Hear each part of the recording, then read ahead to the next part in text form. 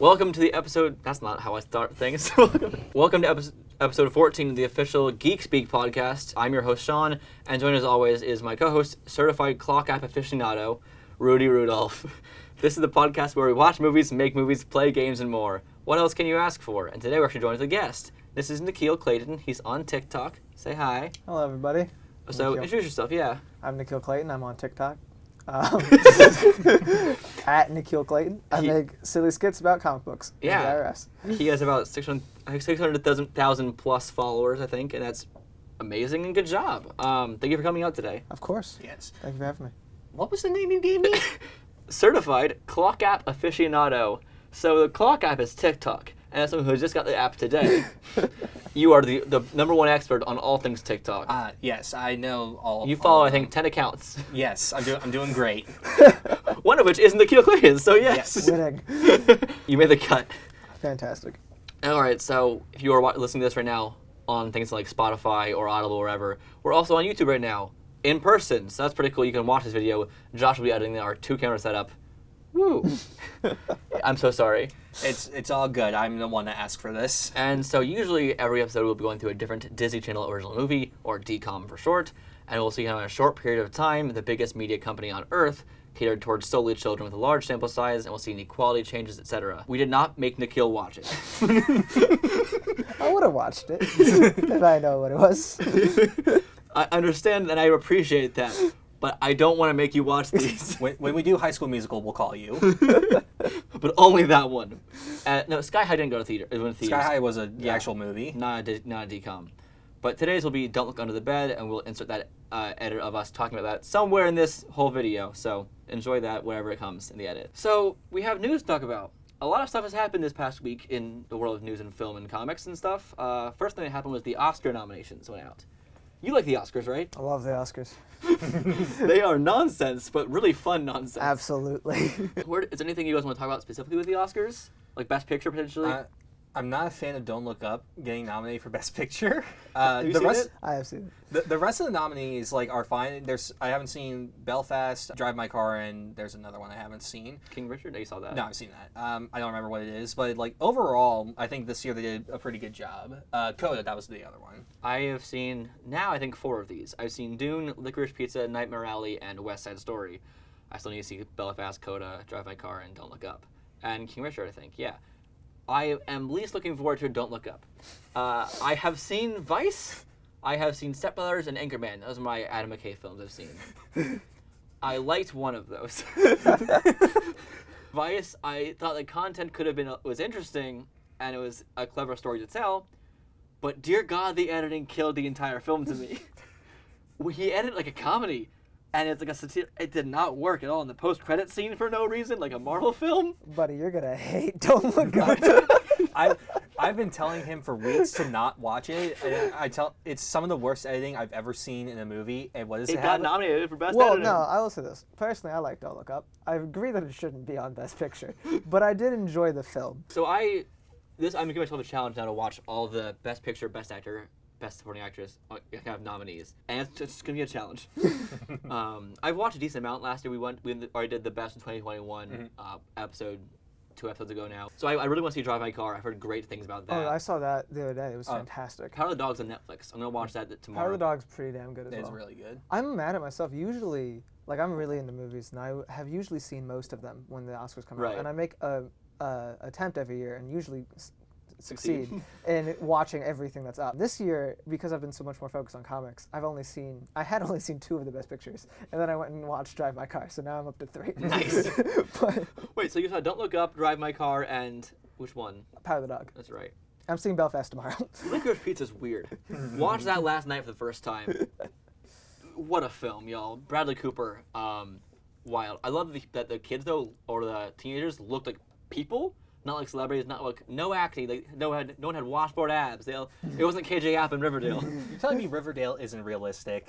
There's a scene though where the main kid in Licorice Pizza puts on a white suit and gets all tailored, and I whisper to him, "But when I was a boy," like from Daredevil with Kingpin, because he's the similar stature to young Kingpin was in that show. He's donning the white suit. I'm like, to ask out a girl. who's a Jeez. decade older than him. I am happy Cruella got nominated for Best Hair and Makeup. Tick Tick Boom should have gotten a nomination for Best Picture to me personally. I would have rather seen Tick Tick Boom, which I have seen, over West Side Story, which I don't want to see. Because of Ansel? And Yeah, because of Ansel. the thing with that, to me, I had the same problem as watching it. I'm like, this is creepy because of the context, but also because everyone else made that film, and I tend to want to see movies still. I do agree that movies are collaborative medium. It's a whole army. However, I also think West Side Story seems like the most basic movie musical that they could have made. And Tick Tick Boom is a very inventive way on the modern movie musical. Beautiful film. Beautiful. We did an episode about that with Hunter Ferris, actually, so listen to that episode, guys. That's called But Plug. I won't judge it too harshly till I actually watch West Side Story. West Side Story, I think I hated this story before. I have seen most of the movie. I've seen it on stage twice, and I've heard the songs my whole life. My parents were both actors. And I went into this movie thinking it's going to be terrible because I hate West Side Story. I liked it a lot. I think a big part of that is the stylization of... It definitely looks beautiful. Yeah, it's gorgeous. It looks beautiful. Spielberg continues to be It's himself. the best I've seen Spielberg direct in a very long time. Yeah. Like, he puts everything into it, and like when you compare it to like Ready Player One or The Post, like those like he does fine with, but like you never felt like he like really wanted to tell those stories. In Ready Player One, he only directed the non-VR scenes pretty much, which is like 20 minutes of the movie. I will say my biggest issue with the Oscar noms, with my limited viewing, is the animated film category. Yes. Because there's this movie that I don't think anyone's ever heard of. I've mentioned it before on social media. No one's agreed with me. But it's called Summit of the Gods. It's on Netflix. I've heard of this. I've not heard of it. It's a very amazing story about these two mountain climbers who try to scale Everest. And it's based on apparently a Japanese manga. I didn't know that. But it's wonderfully animated and wonderfully done. And I'm so sad it's not on there. And because of the fact there's also 3 Disney movies up. Like, yeah. I know the policy is always, like, basically, when it comes to Best Animated Film, it's not good. But what they do is they're always like, throw the 5 highest grossing animated films up on there, and we'll pick the Disney one. Like, that's how we get Boss Baby and Ferdinand and stuff with Academy Award nominations. Boss Baby 2 should have been nominated, y'all. Boss Baby 2 was insane. And this time, Disney was just like, we're doing 3. So I don't know. Like, I feel like it's got to go to Encanto. But like technically, all of them any other year would have won. I think it should be Mitchell's versus Machines. I think it should be. I think it really should be. If it's not going to be Mitchell's versus Machines, it'll probably be Encanto. I do say Nicole Kidman should win an Oscar for her AMC ad, which I see all the time in theaters. It's hilarious. It's an ad for AMC while you're in an AMC. It's like, look at this quality. I'm like, yes, I'm already sold. I'm here. I have A-list already. Yay or nay overall in the Oscar nominations so far? What do you think? What got nominated? That's a yay. Yeah, that's a yay. I agree. I think there's always some snubs every year. You saw The Green Knight. You liked that? I think Green Knight was phenomenal. Did you see Green Knight? I have not seen Green Knight. I have it on Blu-ray. I've not seen it yet. But next up is something that Josh can rant about for a second. It's the Book of Boba Fett just ended, and he's seen all of it. I've been in the room for some scenes. So my biggest problem with this is the lack of consequences. You have 2 minutes to talk. I'm aware. You give me a time limit when I do this stuff. So it's the lack of any kind of finality and just returning everything to the status quo. Season 1 and 2 of Mandalorian had this very clear set story of where it was supposed to go, and season 2 ended perfectly, and it was supposed to be like, we're never going to touch this again. It's going to be something entirely new. He's going on a new journey, and this show completely 100% ruins it. It returns it back to the status quo. It undoes everything the Mandalorian stood for, and now it's just like, here, all the fans can be happy now. No, don't hate us like you hated The Last Jedi, please, please. And it infuriates me to no end. Aside from that, the show is very meh. Like, yay or nay on the show? I'm gonna give it a nay. Oh, all right. I don't think it's that worth a watch unless you're a hardcore Star Wars fan and you want to see more of this. But like, it doesn't work as like a space mob story. It doesn't work as a space western. Boba Fett is not an interesting character in this. There's some interesting things, but overall it's just eh. And like, you underuse Ming-Na Wen as well, and like she gets nothing to do in this. Like, I'm not a fan. I love The Last Jedi, and hearing that is the exact opposite mentality that I'm like, that's probably not my vibe then. I feel the exact same. Just watch Mandalorian. Don't watch this, and it'll be. What if I never watch Mando, Josh? Oh, that's a problem. I should watch it? That's yes. You've seen about half season of Mando. Half a season of Mando. Nice. We are well equipped for this topic. Absolutely. I've seen the 9 real Star Wars movies. I've seen Clone Wars. Yeah. I've seen Rogue One. I never watched Solo. That's fine. That is a very film. I don't think that alternate interact is very good. I will say this though. I do admire what they were doing briefly of making spin-off standalone films to address one plot hole. Like, they made Rogue One to explain how the Death Star blew up, and then they made Solo to explain the Kessler Run. That's fine. They should just keep doing that. Whole movies to address one minor plot hole. Josh, I have better Star Wars news for you. Yay! The Ben Kenobi show, the Obi-Wan Kenobi show called Kenobi, premieres March 25th. They released the first poster of him, and it's him on a sand planet. It's on Tatooine. I'm so sick No, of it's these gonna sand be planets. Jakku. It's just switching. What is the difference between Jakku and Tatooine? It's a different city. That's all. It's entirely different. You see, Tatooine Arrakis. has 2 suns. It's Arrakis. And Jakku has Simon Pegg As a monster. as a monster. All right, and that's so yay or nay on the Kenobi poster / date of release announcement. That's a news piece. I'm excited for Kenobi show. I'm giving it a yay. I mean, I'll give it a tentative VA for now. I'll go nay just because I know I'm probably not going to watch it. Like, it seems cool. I'm happy for everyone. I liked Ewan like McGregor. Like, I liked his. I know he's performance. great. Yeah. I don't watch a lot of TV. Last episode we mentioned how they're gonna give Sully a mustache in Uncharted with an God. explanation of he has to have it because of this reason because movies are obsessed with giving origin stories to facial hair and hair. My segue to this is there's an Uncharted posters now. We got 2 posters here. I know it's mostly an audio medium, so you guys can't see this, but we can react to it. You good? This is just the best kind of audio content. That's all. Look at this image. Well, also there are video we can put on in the video version too. Here's the image. We got the Tom Holland Uncharted poster here, which to me looks good to this part, and the back part with the boat looks like a fan edit. Same with the Sully thing.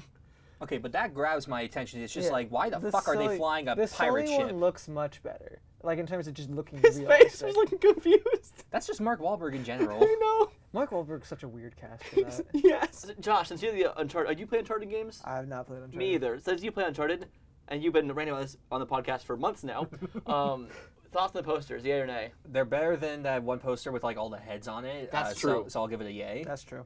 Anything's better than those, man. I'm so Or tired of triangles. those posters. Also, so yay or nay? Yay. I'll give these a yay. I'll give it a nay because they look like fan edits to me personally. They don't look like real posters, like real pictures of any kind of thing. What's this? I'm just happy that we're getting like an adventure movie. I feel like It we don't has get been a adventure while. movies really anymore. There's Also, what studio makes it? You're pointing at the camera right now. Sony. If you'd like to still send me your cool Uncharted box, I rep your movie right now. We all would. Let's bring our podcast to them. Again, I'll Actually, happily sell out. hold on. Posters are a yay. Please let me be on the red carpet with you. Another poster happened. I'm not going to be in the picture because who cares? The Morbius poster happened for a movie that's been delayed 7 times. Oh, Morbius. I Which don't care. We can talk more about Morbius when we mention more The Marvel thing is, stuff. though, like, I hate Jared Leto.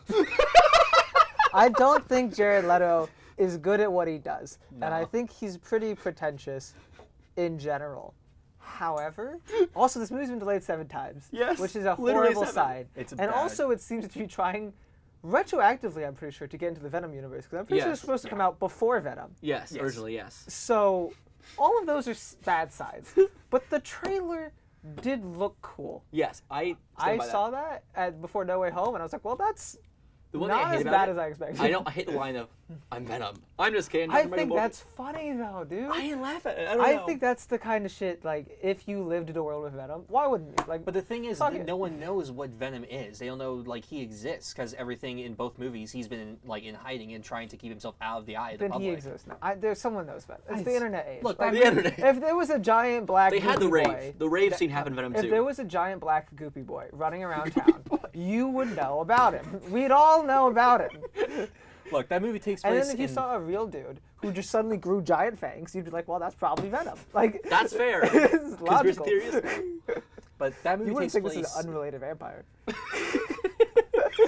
Speaking of the Spunk universe, the Sony Pictures universe of Marvel characters, hate which that is the name. official name, and I hate it. Spunk? Yes. Spunk. I like the Amazing Spider-Man. Like, Hasm universe made more sense. TASM. But anyway, we also have 2 more additions to this now. Oh, goody. We have 2 here. We have Dakota Johnson getting her Madam Web film, Web. And Kraven. which reported by Deadline, which is not a bad idea in terms of her casting. I'm fine with that. The movie stopped making these solo Spider-Man movies without Spider-Man. Bring in Andrew. Bring in Andrew. I feel like they need Andrew. They need a The thing is, Spider-Man. the Kraven movie's coming. Yeah, that's my You next news. literally Hold on. can't have Kraven. Yeah, without like, Spider-Man. Venom, fine. Eddie Brock, sure. Morbius, I'm confused, but he's not that good of a villain anyway. So I'm sure you can make up a new thing. It's kind of weird to me that if you're going to do a solo Morbius with absolutely no chance of crossing over with Blade, Right. that's strange to me. Yeah. But that's fine. Madam Web is just going to be like the cosmic one. Like, it's just going to be like writing the lines of fate and everything. Sure. Kraven wants to kill Spider-Man. Like, he's got one thing. His most famous story is the story he succeeds in killing Spider-Man. Like, there's no... What do you do? Yay or nay Yeah. on the Morbius poster for you guys who've seen it? Nay. Nay on It's the terrible. poster. It's a terrible poster. It's a bad poster. It's the triangle thing again. Yeah. So- It's got cool wavy lines. Sony, we may hate your Morbius poster. We do love your Uncharted posters, though. Hey, bring us the Morbius premiere though. Hey, no, actually, I have a better chance of going to the Morbius premiere, so I would rather that. I just don't even want to go to the premiere, y'all. I just want the boxes. Do you see this shit? Do you see this shit? The people get these cool boxes. The Uncharted box looks so cool. There's like puzzle pieces and stuff. It looks so fun. I don't get boxes. I sound really whiny. I just think it'd be fun. This is a room of ADHD people right now. I think it'd be so fun to have a box. So, on the basis of just casting Dakota Johnson's Madam Web, yay or nay? I'll Yeah, give it a yeah, yay. yeah. Speaking of the Spunk and Craven, though, God, Russell there's Crowe more. joins the cast Yes. as Craven's dad. That could. Weird, but cool. I think that'll be interesting. Yeah, I think it's Jor-El fine. himself. I think it's fine. We're in like a Russell Crowe Renaissance thingy right now. He's got a lot of I roles. liked his Jor-El in Man of Steel. Yeah. Yay to Dakota Johnson. Yay to Russell Crowe being Craven. Yeah, yeah. Why not? He's fun. Will he do a thick Russian accent, though? If he Yes. doesn't do the Russian accent, I'm walking out the theater. The real question is, will Aaron Tyler Johnson do it? Because the concept of Aaron Tyler Johnson being called Sergei Kravenov is amazing. I think if he really bulks up for this, I think I'll buy it. Give him the full hair over thing. Oh my god. Honestly, he's older now that I know that I'm picturing him. But Russell Crowe in like his prime would have made the premium Oh, yeah, Kraven. definitely. Yeah.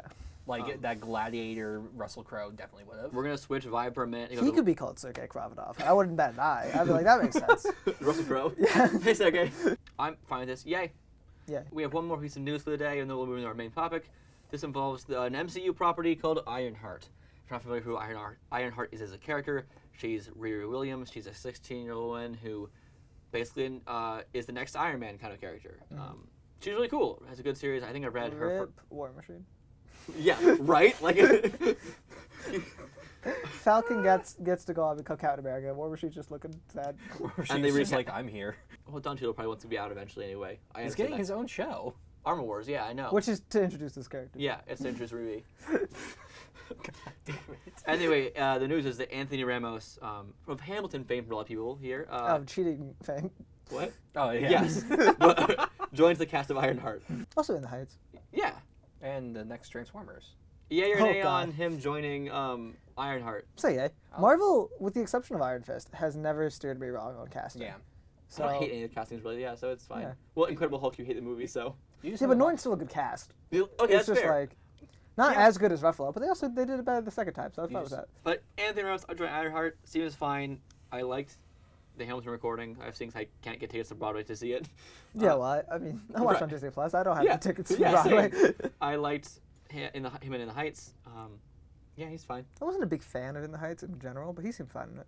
We had a whole episode about that. I ran into it because I loved it on stage when I saw it, like in a local theater. I'm like, this is fantastic. They changed so much of this. They cut my favorite song. That's actually when I stopped watching the movie. Which one?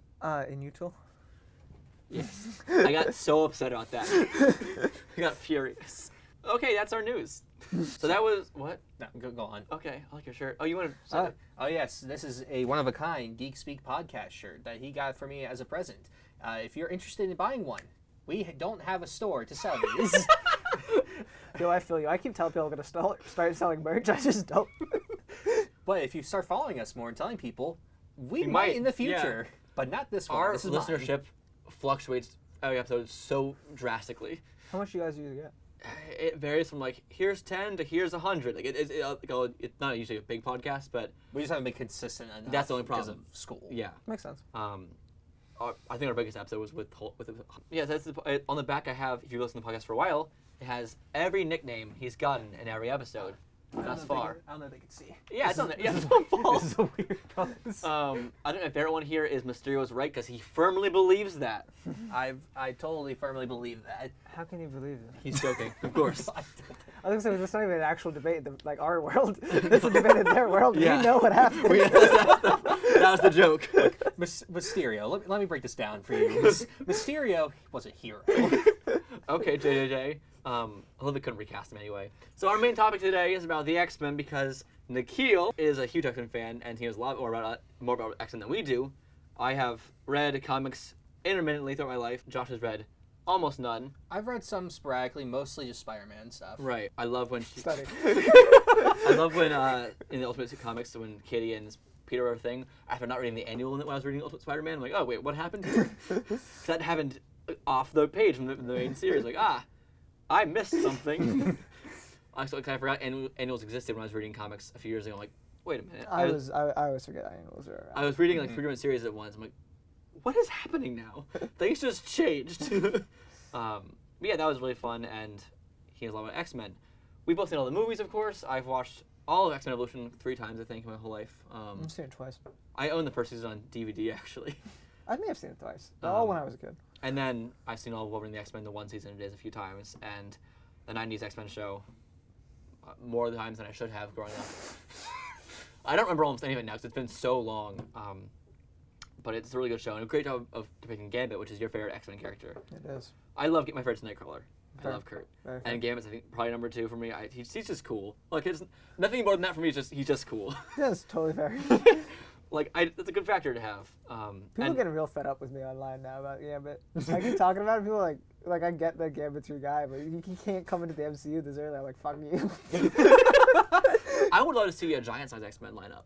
That'd be, I think, really cool because like get a Colossus, a Nightcrawler, and Storm. Like, had that lineup from the comics be the opening lineup would be really cool. But we can touch on what you said in your series about the MCU stuff in a minute.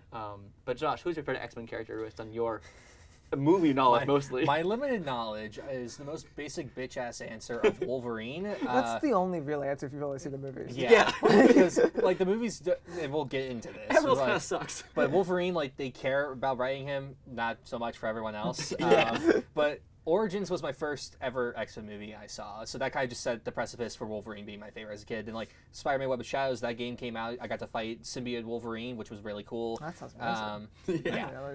And then like I found out like the rest of the X-Men series existed, and Wolverine was the main character. I was just like, this is great. I love this. Yeah. My exposure to X-Men in film was first X-Men: The Last Stand. You guys had a great starting point. Well, I saw a new X-Men before because I watched the cartoons and I read comics. After I saw Origins, I went out and bought Wolverine Claws. Like right after I saw the movie, I was just like, "This is so cool." Well, it's funny as a kid, you see in Beast Media and like you get obsessed with it, even if it's good or bad. You like, I just like this. Like my favorite TV show of all time is Avatar: The Last Airbender. I saw the Last Airbender movie in theaters 3 times because I was a dumb child, and I just saw like resemblances of my favorite characters. Right. It wasn't even like they were good depictions. It was like, wait, there's Aang. I said it wrong. Who cares? It's Aang. Like it was my mindset. So I got the games and the more I watch, I'm like, this is just wrong. It's like the effect people had with Phantom Menace when it first came out. Like when you're a little kid, for some reason you can't tell what bad acting is. Yeah. Like it doesn't seem nearly as. Or editing or anything. It's just. Yeah. Like editing stuff is fine because like you got a hyperactive mind anyway when you're little. Yeah. But like there's like the Avatar movie I also watched. I didn't hate it when I was very little. Yeah. But like rewatching it, all of them are like so stale and wooded. It's just bad. And it's like. That's the thing about baffles music is like, how was I not bored by none of these people having emotions? I remember as a child, the night before I was watching a Nickelodeon special about the movie, about the premiere, before I saw it, and they mentioned, and this is no ringer, he plays Ong. I'm like, and my brother said, they're not gonna say the movie, like, right? And I'm like, no, the reporters got it wrong. I'm like, they did say the movie. Fascinating. I still remember. This is not related to Marvel, but I still remember telling my parents after we watched. Pirates of the Caribbean 4 on Stranger Tides. I told my parents, I was like, that wasn't too bad. And my mom literally looked at me and was like, yes, it was. You're just a fan of the franchise. See, I wish someone told me that as a kid for Last Airbender, but also, it's fun liking something. You Yeah, know, like, absolutely. yeah, like, I don't. That's fine. So when I watched The Last Stand, and then I like that was my first X-Men movie I saw. I think it was the only X-Men movie at the time as a child. Like, and then the You next saw day X3. Was the only X-Men movie? it's called X-Men Last Stand. Still. You can call it X3. Well, You didn't think about any of the stuff they were talking about. You're like, that's just. I was like off-screen. 8 or whatever it was. Just like things are blowing up. That's cool. Well, I will say it has a good in the last scenes. It does have a decent team dynamic with the people, and I like that rapport on the battle. Is the only movie that had that at all in the original 3 movies. Well, two is okay. a good team up. They had 2 different. They weren't like all together though. That's the problem. Yeah. Where it was like a few different separate teams doing stuff. They're all together in X3 because they're the only ones that are still alive. 2 has a scene that I do very much like, which is when Colossus is getting all the kids like I love that scene. hiding, and then Wolverine like sees him, and like they have a brief like talk of like what they're gonna do, and then Wolverine goes to fight. Like that's a pretty dope scene. I also like the coming out scene where it's like, can you just try not being a mutant?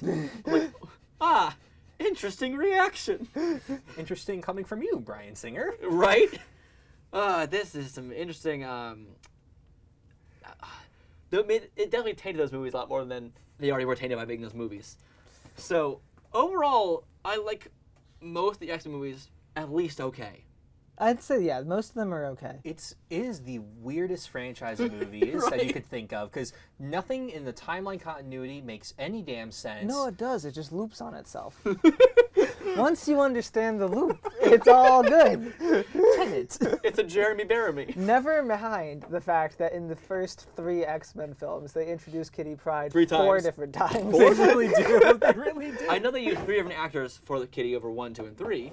No, in 1 they reference a woman who can walk through That's walls in true. Indiana, and then And later then they they show was- Kitty Yeah. Pryde at true. the mansion. That could have been the same person at that point.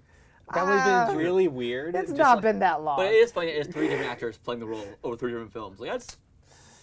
Also, Elliot Page did a great job in the third one. Did a great job, yeah. yeah. With what he did. That's great.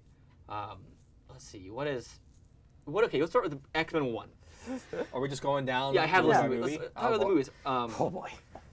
When I saw X-Men 3, the next day I went to Blockbuster. Legitimately Blockbuster. Across the street from Hollywood Video. Not a joke. And I rented X-Men 1 and 2, and my brother watched 1 and 2 the next day together. And it was really fun. So I got more into the X-Men even more from that. Because I had previously learned how to read by reading X-Men, like as a kid. Damn. And I used to draw a lot, so I drew the X-Men characters. Like, let's just trace Wolverine, and then I'll try and copy that and that kind of thing. I used to love the art. I'm bad at art, but I used to love trying to do it. My first run I started with, I was definitely too inappropriate for like a 5-year-old, 6-year-old, whatever. I'm like, that's a boob. What am I? I'm like, what am I looking at here? It's like, but you know, it's like as a kid, there's definitely got some darker material in a lot of X-Men comics. Like, this is not for me. Comics in general are so strange because they are entirely not even like sexually charged. They're, Right. like, about sex. Yeah. Like sex plays a very important role in a lot of comics. Like, I Strange. read a sex scene as like a 6-year-old thinking, what are they doing in the blankets? What is happening right now? like, why is she in a robe? What is going on? I'm like, okay, look, action, let's draw that. And that's, I didn't process it as a child. But there was so much, and a lot of some of the adult Marvel stuff had happened. But going into that, I realized that Wolverine, he looks kind of cool. Hey, he was in that X-Men movie. Let's watch more of those X-Men movies again. So with X-Men 1, I think Wolverine definitely got the best depiction of a character in those movies. Scott did not. You like Scott, right? I like. He's a child soldier. I think Scott is a much more. He's better in like- comics than he is in movies. He's a much more developed character than a lot of people give him credit for, and he has a very like powerful character arc of like the Luisa from Encanto model of like having to be the golden child, having to be the heir of Xavier, and the He's leader. a Slytherin. I don't know why. The leader of the X-Men, and like the embodiment of the X-Men for the world. Like that's cool to see that. He is a dick and a bad person. Yes. But He constantly. The whole storyline of once Jean's dead, and then he goes to Emma Frost, and that whole thing is like, that's a little messed up. well, no. Once Jean dies, Yeah. he gets a clone. That, He dates the clone. Jean comes back to life. He abandons the clone and their child. God damn it. What the hell? I try to avoid explaining comic books outside of broader stories to Josh, because unless it's on the show, because it gets very dumb. A lot of it gets very dumb.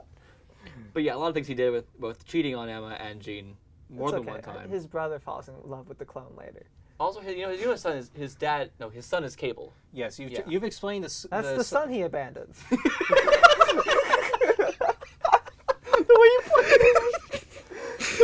His father is a guy The named Sky Pirate. Yeah, he's a guy named Corsair who runs the team called the Starjammers, which is like the vibe they made for Guardians of the Galaxy.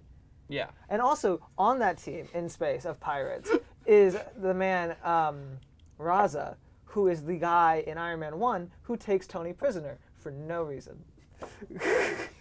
God. Oh, my So brain. X-Men 1. Who do you think was the best non-Wolverine depiction in that film? Are we talking just like as a character in the character. movie, or like character. okay? I think probably Xavier or Magneto. Yeah. They're I gonna do be, love Ian They're going to McKellen. be the tops for the beginning ones. I will say those robes are very funny. In that serious version of the world they're The doing. fact that like they committed to Magneto just being like they don't even explain the helmet in the No. original one. They're just Yeah. like, yeah, he has a helmet. Fuck you. You have a It's just problem? like Here's he's a got scene it- where he flips 1,000 guns around. I Do would you have still liked have a problem? I would have liked the scarab beetle on it. The random scarab he has for almost no yeah. reason. Yeah, I think Xavier and Magneto are probably the best, but I think Mystique could have a run for it as well. Mystique was good, and I know I don't love her in the movie, but I think Rogue's character in X-Men 1 It's interesting-ish. was not that bad. As the child in distress. Not as Rogue. Yeah. Like she Not does as have Lu- a fine arc for sure. Yeah. Yes.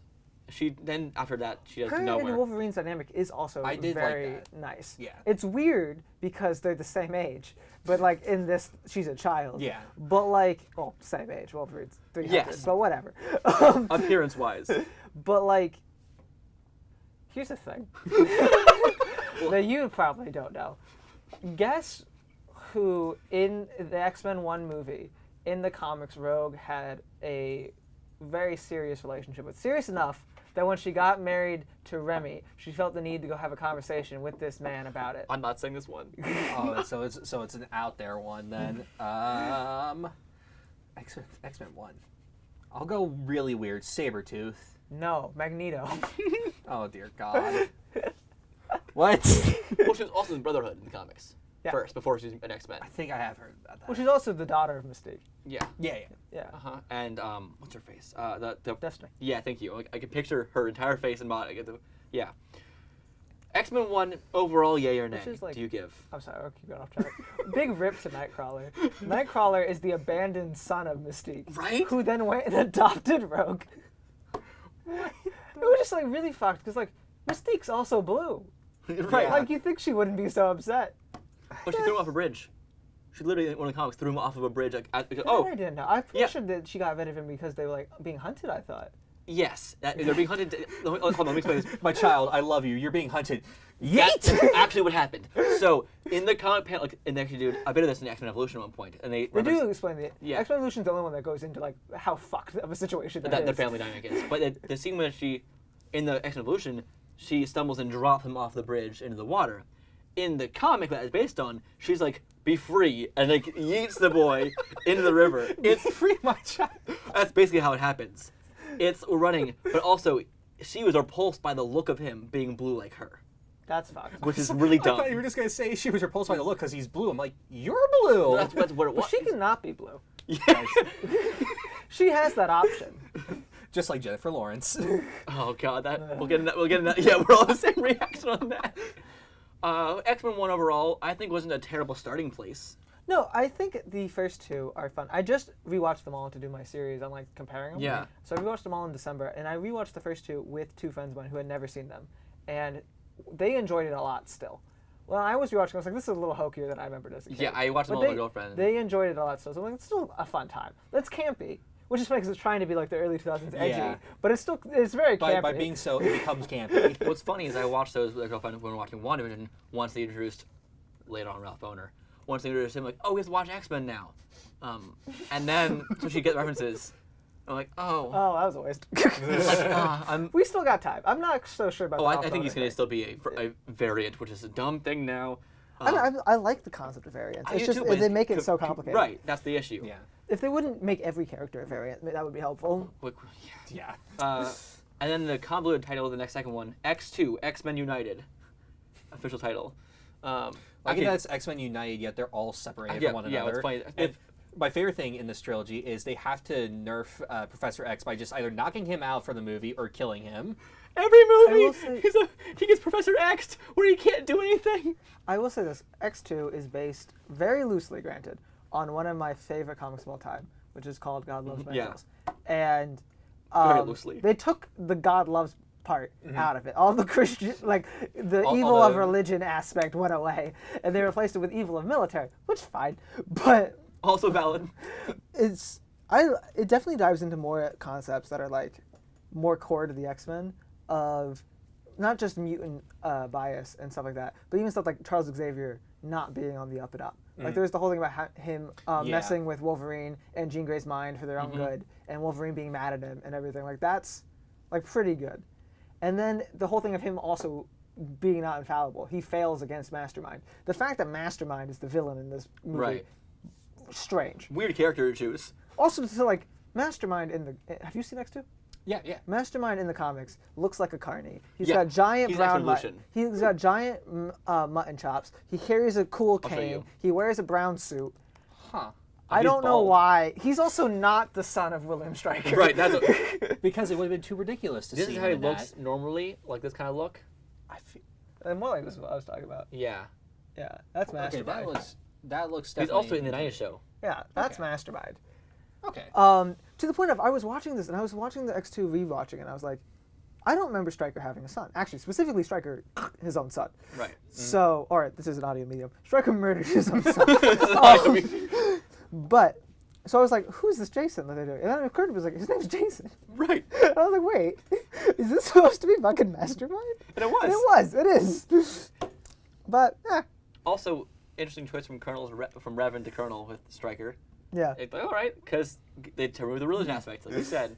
And then he stays Colonel throughout all the rest of the films. And he is technically a Colonel now in the comics. Yes. They retconned that back in. They do a lot of movies and comics. Yeah, to say he was a Colonel first. He still has nothing to do with Weapon X in the comics, which I'm grateful for. He's also a cyborg now in the comics.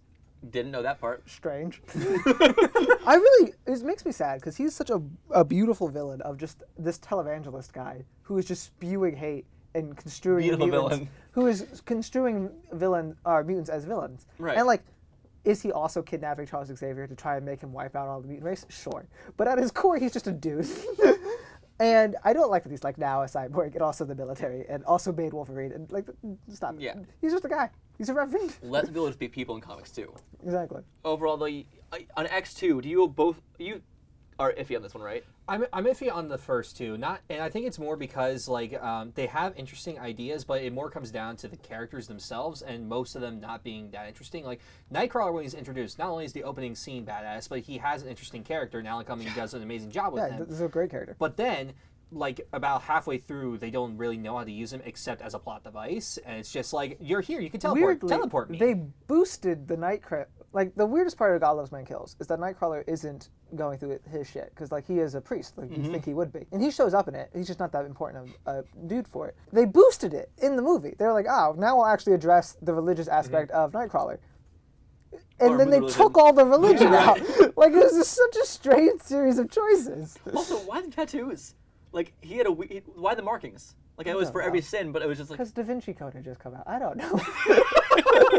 I mean, it gave him a distinct style, and I think it was to differentiate him from Mystique, which is weird because they should have been similar. Not exactly. Well, no, because they're like the same age now with the prequel movies. Right. But, oh God. But overall, I think X2 has a lot of good, and I love how it ends, and I love the like messing with Professor X the whole time and that kind of stuff. But I will say the fight between Wolverine and Lady Claw's Deathstrike. At the end of the day, it's kind of pointless because they both can't really die. But he does kill her. I mean, he does kill her, but only by like he. That's just like you gotta take it. Yeah. Like that's a lot of them. Yeah. Because the only reason for someone to be a threat to Wolverine is if they also can't die.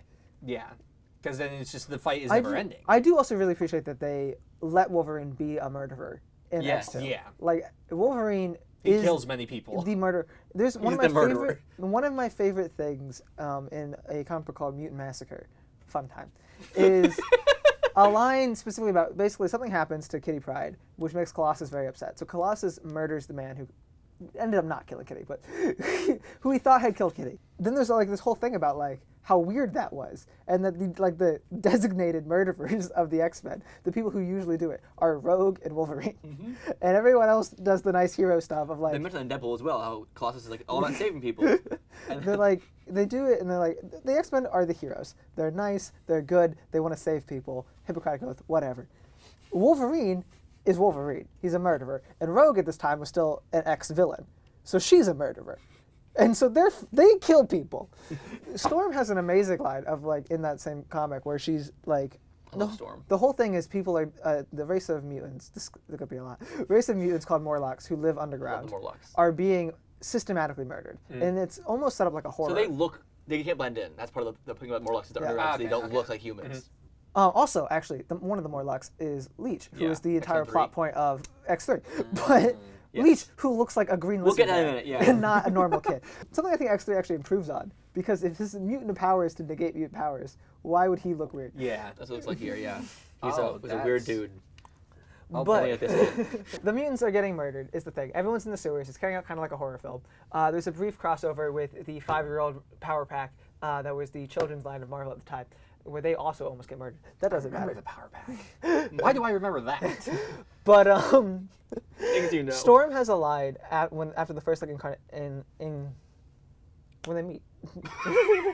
First meeting with the murderers, and she tells Wolverine, she's like, Wolverine, we don't know what we're up against. We don't know who these fucking people are. We need someone that we can interrogate. And Wolverine's like, aight. And he turns around to go, and everyone else is like taking shelter in the X Mansion, also leaving the tunnels. And Storm stops him and is like, we only need one. And it's very clear. And Wolverine's like, aight, I'm gonna murder everyone I see down here, except for one guy. Yeah, I think X2 has a lot of good moments in it, a lot of good parts. I don't like the shelving of like Bobby and Rogue on the plane the whole time. Well, they're kids. No, I know, which is a weird plot point as well. And I think that's the problem with a lot of these X-Men films is that so many of these characters are so superpowered, and most of the villains they're going against are just normal humans, and because of how powerful they are, it can be solved very fast. Well, this is a problem with, I think, the whole series, is they feel the need to jump straight to the like where we are in comics now, where everyone is OP as fuck and like can do things like terraform Mars, and which is something Ice Man's done recently. Of course. Not a joke. He wasn't alone, but he helps. He didn't do it by himself. Like everyone feels the need to jump to that, and instead of like still letting them be fallible, like they did face William Stryker, and it was an actual issue for them in the comics. It's just we're going too far. And then, for one thing, it's the fans. The fans are going to watch it, and the fans are going to be like, Iceman's an Omega level mutant who can terraform Mars. Why is he not just killing this dude right now? But they you can't have movies like that. You have to let him grow. Sure, but he just doesn't do much in that. I feel like when he goes fully icy in the third one. Well, I think honestly that's a fine arc for Bobby. Yeah. Like Bobby starts off, he's a normal kid. He learns to be a hero in X2. He wants to go on the team mission. And X3, he does the thing and he becomes the friggin' friggin' I Ice think I'm more to Dude. play with Rogue specifically because she's so cool, and like she also has been trained with fighting. Rogue being at one point the most popular Marvel character ever. And then that happens. And then that doing that is strange. It's bonkers. It's very weird. Also, making Kenobi Danvers be in a coma for a long time and taking her powers and all that stuff. That could have been like a rights issue between Marvel and Fox. Sure. It definitely was. That's not a problem. I'm saying you can still give her later on. Okay, next 3, she could have, instead of getting the cure, which she was a really weird choice to do, have her get strength or something else. I feel like that's just when you're writing the movie, you're like, who's gonna want a cure? Like fucking Rogue will. Yeah. Sure, but I don't think she got it. She doesn't get it, is the thing. No, wait. She does. She does. There's a deleted scene where she didn't end up doing it, Oh, but they went with the one where she did get it. Yeah. I'm sorry. That's an odd plot point to have. But it's a temporary cure anyway, as Leech's powers are also temporary. Oh, these moves are wild, man. Also, Beast is damn good in X3. I love Kelsey Grammer's Beast. Kelsey Grammer was made to play Beast. Yeah. Nicholas Hoult was good for one movie. Is this our segue into The Last Stand? Yeah. Well, yeah, Last Stand. I think we've agreed on X2 pretty well. Yeah. The Last Stand. Bad. Oh, hold on. Yes, but it's fun. I will say this. X-Men and X2. It's just bad. X-Men and X2 didn't live up as much to me in my head. And so X3 is a lot like more on their level now comparatively than they used to be in my head. But I do think X3 biggest flaw is it is more boring. Like that is my biggest issue with it. I think does have better set pieces and bigger stunts and more fun things to watch. I don't care about the Golden Gate Bridge. Like, I don't... I don't context clip, guys. I don't, that's my new TikTok, just that line. Like, the Golden Gate Bridge thing is fine. It's something that's done so often. Terror on the Golden Gate. The Battle of Alcatraz is just lame to me. Like, it's a lot of people coming in. The shoehorning of Dark Phoenix That's dumb. is It's really ridiculous. dumb. I like the Cure angle. I like that idea. The Cure angle's fine. If it was about the Cure, I That's what think it'd be a should've been stronger about, yeah. movie. I do like the Brotherhood. I like the Brotherhood in X2 coming together, and I like the Brotherhood in X3 Yes. as well. I don't like their armor. That's a little. I don't like that one of them is apparently Quentin Quire. I learned this on my live the other night. The guy, the fucking spiky boy, Why? is named Quentin Quire. Why? I have no idea. Quentin Quire is a hipster. This is important. He is a hipster, douchebag, Omega level, which is the most powerful, telepath, who in the comics, up until now, they're all like peaceful hippies now, up until now, was a mutant supremacist. That was his thing. I always assumed There is a boy I went to bat on my live. I was like, everyone's wrong. He's not in that movie. I would remember, I just watched it. He's not in the film. And everyone was like, he is. And I look it up on IMDb. There's a boy, another character who does exist named Quill, basically a porcupine boy, who in the credits is listed as Quentin Quire for no reason. I assumed that he was going to be Quill or Spike or a version of Marrow or something like that, and that's not what it was. No. Okay. He's even called Kid Omega. They literally just were like, it's him. Can't you tell? He's got the same powers and everything. They do. This is something that I want noticed. Omega Red I movies. can't remember all of them now, but I did notice when I rewatched all the X-Men in a row. I was like, they will throw names anywhere. Yeah. One of the prisoners in Deadpool 2 is Black Tom Cassidy. Why? I don't know. It was just a joke of Black Tom, and he's white. Yeah, exactly. That was it. Like, they just say, yeah, he's Black Tom. Didn't recall that part. And also, why in the X-Men 3 in the battle, why the first like 100 mutants just power to just jump? They all have the same power. They all just leap into battle. Because it's basic. I will say this, though. One of the good things of that, like having a bunch of random mutants that can do random shit, having even like the random names, is it does help you get all of the X-Men in. Because there's a lot of mutants in Marvel, and they're all fan favorites. And like They'll die here in the scene. And like Quentin Quire would have been a big hit. Spike would have been a big hit. Yeah. They tried to merge them. Strange. But Okay. also, Moira McTaggart is an X-Men last I Stand. know. That's weird to me as a doctor. Don't know what that was about. Yeah, they just really throw them anywhere they can. Like I said, they have references to Kitty Pryde randomly. Despite the fact that sometimes Kitty Pryde's around. That's what they referenced her when she's in the movie, which is weird. Pyra is fun. I like think it's funny that the reason that card's not in the third one is because Alan Cumming hated the makeup process. So I'm not coming Which back. is fair. This is Like, also recast that. This is also the real reason that Jennifer Lawrence is a mistake. If they could recast Kitty three times, you can do it with her Nightcrawler for one time. I'm sure they also didn't really care about the That's true. makeup That's my process. favorite character, though. That's my problem. That's fine. That's fine. Like you like the Gambit more, but not. None of those. I wasn't satisfied with the one I got. Taylor Kitsch? At least your guy had the power still. Gambit had a staff that he hit things and they blew up. He wasn't even a fucking mutant. He had a powerful staff and he could jump high. He had the cards He float. threw a card. Yeah, that's weird. He has weird telekinesis with cards too. Another thing he doesn't have. Right. That movie has Will.i.am, and we shouldn't have expected much from it. No. Also, the Hobbit. Also, no. The best thing about that movie, by best meaning worse, is that Gambit at the end, like to save Wolverine, like everything's falling apart. flies into The thing, space. he flies. What is that? It was a big leap. It's a big old jumpy. I don't understand. I forgot about that. I'll get to that in a minute. So Last Stand, it's messy. It's very messy. It is. I still think it's the weakest of the three. I think X2 is the strongest. And X-Men is still a tight narrative in itself. And X3 is just loot. Yes, hold on. I agree, but I think I'd rather watch X3 than X-Men 1 for me. Not because it's better, because I think I have more fun just laughing and enjoying what's happening on screen. That's valid, I guess. I guess.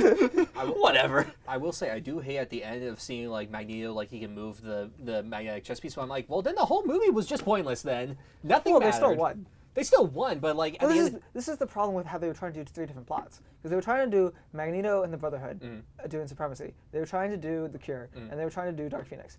The stupidest thing to me is they win the battle.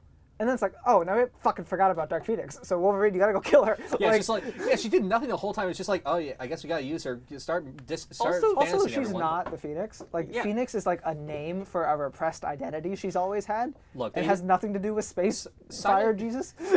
Simon Kinberg does not know how to do Dark Phoenix, and yet he did it twice. And like in the second one is at least actually Dark Phoenix. Yeah. I do think Dark Phoenix is the worst X-Men film. Oh, I However, agree with that. We'll get that soon. it is still closer to the story of Dark Phoenix than Last Stand was.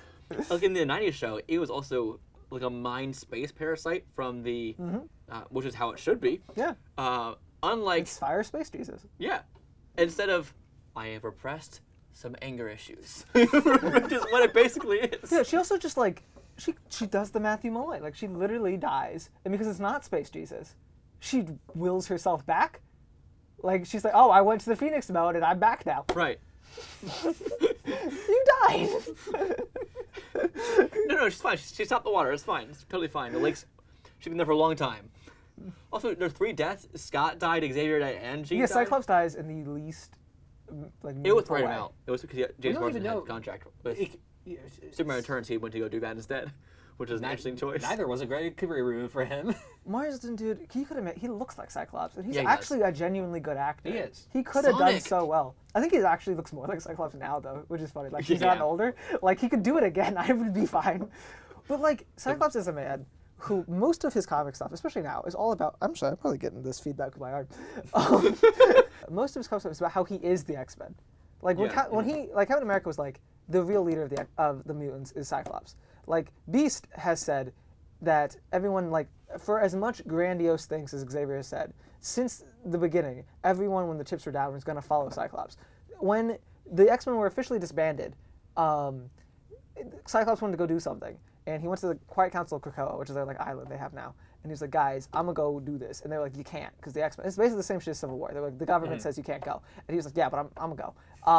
And then they had to reinstate the X-Men because so many people on the Quiet Council tried to recuse their seat and join Scott, and so Xavier literally had to reestablish the X-Men. So it's pretty funny because yesterday, because he hadn't watched the 90s show, he said, "What? Scott's actually being a leader and having a personality and like in charge, unlike the movies." It's true. They throw him under the bus in those movies so hard. The In the prequels second especially. movie, he gets knocked out immediately. Well, it's like in the prequels are setting him up to be the guy, which is fine.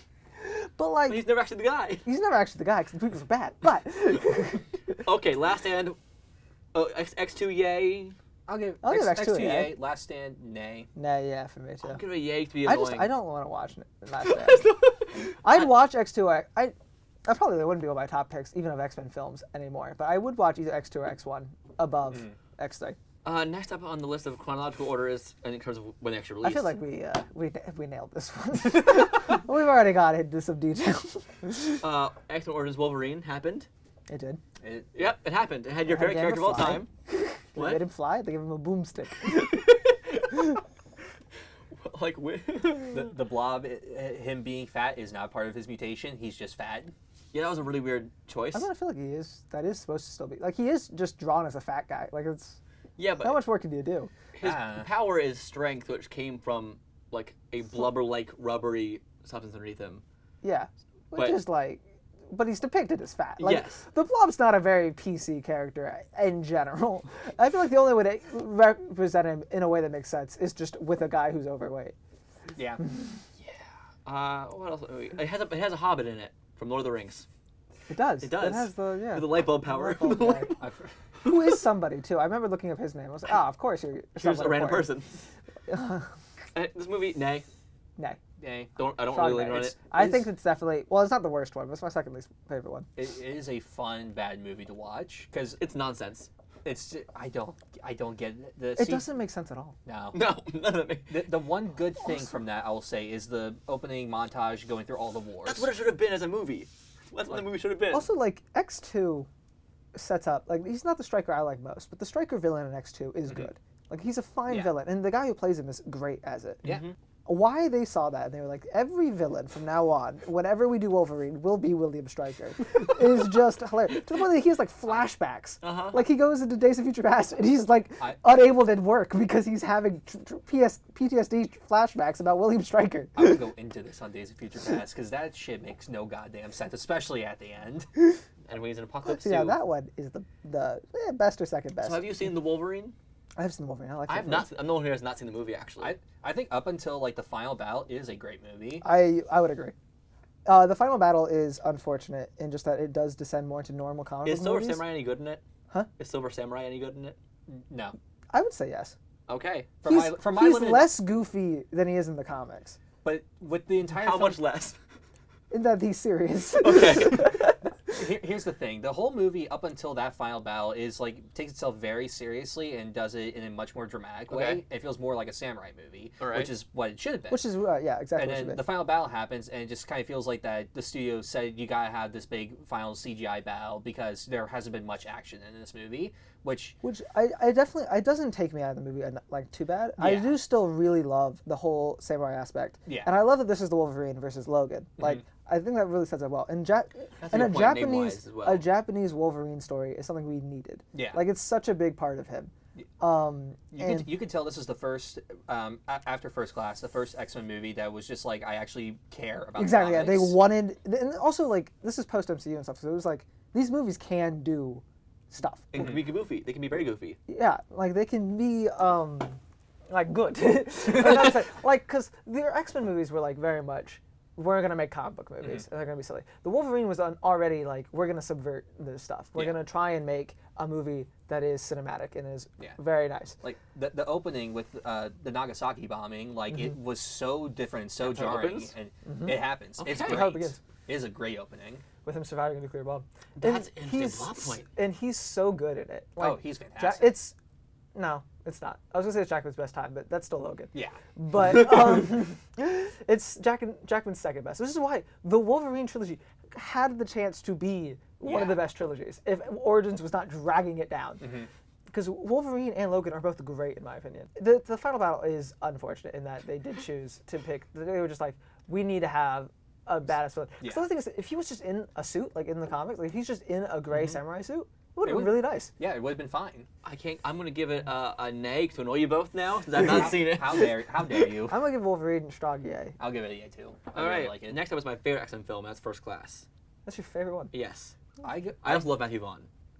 It's definitely a good movie. Like I like the movie. I go between this and Days of Future Past. I don't know which one I'm I like saying more. X-Men movie, not Logan, not Wolverine. Okay. Like I'm saying, out of the X movies, I would still, I think, put Days of Future Past above it. I understand that. I respect it. But it is. If you don't count Logan or Wolverine, then it's definitely the second best one. The strangest issue, about First Class is that it is surprisingly the least comically accurate of all of them. Right. But it takes the essence of what the team is of like, this actual camaraderie and this bonding over this. I love their. But it destroys the school aspect. Yes. Like it destroys that. It brings in this weird connection between Xavier and Mystique. Hate that. It brings it's also like they were always friends, Charles and Eric, implied to be, but it was always more of a like we're fighting the same war with different mentality. The idea that they were just like they had been friends since they were young men, and like were brothers at one point, and then tore apart. Interesting. I think that added a really interesting dynamic to their characters that got explored in Days of Future Past. And then Apocalypse and Dark Phoenix happened. It was a great starting point, but they didn't really know where to take it. I think a big part of it is I like the style of the movie a lot. Yeah, it's a wonderful style. I like Moira too. I think it was a nice finally add. You couldn't do Charles Xavier's origin without Moira. And also, thus began the downfall of Mystique to me. I didn't hate her story in this. I thought that it was in good. This and in Days of Future Past. She's like the main character, and as the main character, she gets the emotional depth in the stuff that she needs. Because like the three main guys in the original series are Xavier, Magneto, and Wolverine. They get all of the development. They get everything. And then the three main people in this series is very much still Xavier, Magneto, and Mystique. And Mystique, for her role as the Wolverine of the movie, is pretty good. Yeah. I also like what they did with Hank a lot with his the way they did his story really well. They did. And strange, but yeah, they did a good job with it. The feet thing was weird. The hands? The one conversation he has with Mystique is very strange to me. I don't like that conversation where he's just like suddenly all like, we can be normal, fuck it all. Like, I don't know. Yeah, because it was. But he is also the inventor of the cure, so. What I hate about that is that, like, at the end, like, especially with Mystique, like, he learned, like, to accept himself for who he is. Then through the rest of the goddamn series, he's barely ever in the makeup, and that's my there's biggest no problem reason. with both of them is, especially Mystique, flip-flops randomly on how she feels about Mutant Pride. She's like, Mutant and Proud, I'm gonna be blue. Because the one in the main series, whose name eludes me now, very committed, Rebecca Romaine. Rebecca Romaine, very committed. She has a clear understanding that she, like, the whole, like, that's my slave name thing. Like, she literally is like, I am Mystique, I am blue. I am not all of you Raven. can fuck up. And she only Darkhold. uses the shapeshifting to do things. Yeah. Like, she does not use it like in leisure or casually. And then when you get Jennifer Lawrence, like, sure, you have to see her learn that, but she's flipping back and forth randomly the whole time. That bothers me. I also like Sebastian Shaw as a Nazi. Weird choice. Like, just give him Instead a of the name. Hellfire. Yeah. Like, give him, like, also the whole Hellfire Club got fucked. Emma Frost making ice cubes is a damn injustice. Emma Frost is one of the most badass people. And she takes literally no shit. And the fact that he said, I need ice, handed her a cup, and she went and made him ice cubes, horrifying. I think it's also a weird choice to make Alex Summers older. The older than well, they couldn't use Cyclops. Right, but it's an interesting choice. I like it. That's the one thing they were just like, that wouldn't make sense with the timeline. I'm like, that doesn't make sense with the timeline? Yeah, we're not going to change any of these characters while we set each new movie 10 years apart. But Right. But that part. that would be insane, though, if we had suddenly introduced Scott. He was supposed to be like 50. And later on, he's like 30. He has a Benjamin Button disease. Fucking, what's his name? Evan Peters can play a 50-year-old Quicksilver in the last one. That's fine. But if James Marsden retroactively is playing a 50-year-old Cyclops, that's insane. I liked Banshee a lot, though, for his limited Yeah, I screen like the time. Sig Banshee. I liked most of the... That is the biggest flaw with Days of Future Past, is they couldn't get these fucking people back. Yeah. And they were just like, oh yeah, after dead. First Class, they walked off to form the First Class of the X-Men. Then they all died. Right, Yeah. that was really messed up, though. They all fucking ate it. Well, the original plan was Matthew Vaughn was going to do a trilogy there of First Class, something else, and then Days of Future Past. And then they fast-tracked Days of Future Past, and he's like, I'm not going to do this right now. I have other things to do. And he did something with Kingsman, I think. Kingsman 2 at the time? Or first one? First one. And then, which was a good career move. It was a great move. Yeah. Yeah. X-Men First Class, overall, yay or nay to you two? Yeah. Hey, yeah, of course. Yeah. It's a good movie. Like, yeah. It is. It's just, it's so It's weird. It's so weird that of all of them, that's actually the least comically accurate one. But one of the most fun ones to watch. Because I assume what it was, and I don't object to this, is like, they were writing it from the perspective of writing a prequel to the X trilogy. Right. I don't think they ever even thought about, let's read a comic and find out how these characters started. Sure. Like, they were like, let's talk about the things that were set up, which is a great approach. Like, I don't hate it. It's just weird that the result is, you would be hard-pressed to find anything comically accurate in that film at all. Yeah, I think with Charles flirting with girls in the bar. We're like, I can read your mind, girl. They put that in Hoxbox, though. Really? Yeah, they put Moira McTaggart watching, like, because she's living all the lives, so she's watching Charles Xavier do that exact thing at the bar. Jinx. I think what it was, because Matthew Vaughn with Kick-Ass and with Kingsman, both of those he made in collaboration with with Mark Miller, who made those comics. They were doing both of them at the same time, so it was kind of like this weird collaboration thing. But the X-Men's been around for decades at this point. He can't really do that, so it's just like, I'm going to do my own thing. Yeah, yay. Days of Future Past, also a yay probably for all of them. Oh, absolutely. Yeah. I think we've talked about that, too. It's a good movie. I think for me, why I pick it over First Class is the emotions of it is really good and stellar performances from especially McAvoy. But I love the finality of it to the original series with how it ends. Absolutely. I think that's why I hold It's it. also like, And then it keeps going. It's so nice that the post-apocalyptic setting gives it the chance to be what the X-Men always are. Like, the continuity doesn't matter at this point because something's happened in the past. It doesn't matter. The characters that we've never seen before are suddenly It's not here. accurate. And they're fine. Well, Bishop's death's weird, but like Bishop. I mean, I've read the Days of Future Past comic. Oh and no, it's, sorry, no, it's nothing accurate to the actual comic that it is. I'm so sorry. like, it's not accurate. I was more going for portrayal. You're right. The story of Days of Future Very Past is very different. They gave Kitty's entire role to Wolverine. Yeah, Weird choice. Made her time travel powers now. But I mean, again, it makes sense because Wolverine's been the lead of this entire series. Yeah, and, like, it would have been weird for Kitty to be the But guy. it's weird to give her time travel powers through the brainscape, whatever. Look, man, He's phasing through time. I understand the idea of it. He's phasing through time. He's been alive for 300 years. He's got mail claws. Who cares if she has time travel powers? It's true. No, what's really funny is that they did the same thing they did to Darwin in First Class with Bishop in Days of Future Past, which is hilarious. They specifically try to kill characters in the way that they can't die. Right. Which is just so funny. But we get to see Storm go be a badass for a while. We get to see like the Sentinels in full-fledged I form. want more Mohawk Storm. I want more Mohawk Storm so We badly. deserve Mohawk Storm, the whole era. Yeah. Yeah, I think it's good. I love Bishop, and I loved him in the comics. I loved him in the cartoons. I'm like, oh, we're gonna see Bishop in this movie. That was Bishop. Okay. Well, the thing is, He died. It's also okay that Through they the have energy. smaller roles because we know that they're there to die. Like Iceman's there for like a fight and then gets murked himself. Have you seen the road cut? I've not seen the road cut. I think I've watched it once, and I find it never meanders finished some. it. There's because it changes. Because when Kitty gets injured, they're like, we got she can't really do this anymore. She's going to die, so we need to find Rogue because they know that she's kept in like the mutant concentration camps. So it's Magneto and Iceman. They go to rescue her. I think that's when Magneto dies in that cut of the film. I could be wrong. That's sad because Magneto's thing with the door is really cool. Yeah, I really liked his like dying to like wall in the door. Yeah. I could be wrong about that, but like that was like the added aspect of it. But then aside from that, I don't think much else changes. That's very interesting because I thought the Rogue cut was just to explain in the past how they got Rogue's DNA to make the Sentinels be able to take powers. No, I did not know that it was the future part. Yeah, in this cut, she is integral to the story, at least in the future storyline. I think that would have actually made me less Yeah, happy it because I like matter that they more. are just stuck on this house and this temple thing, and the siege is coming. And I think it's at Also, they're Warpath holding is her. there. Yeah, which is weird. Played by Boo Boo Stewart, who's in DCOM. We're gonna watch soon. The Descendants. That's fun. But I think in the road cut, they're holding her at the X Mansion where Cerebro used to be. This is off the top of my head from what I remember. I could be wrong. We could look. I have a computer. Never mind. No, that's too, fine. too much time.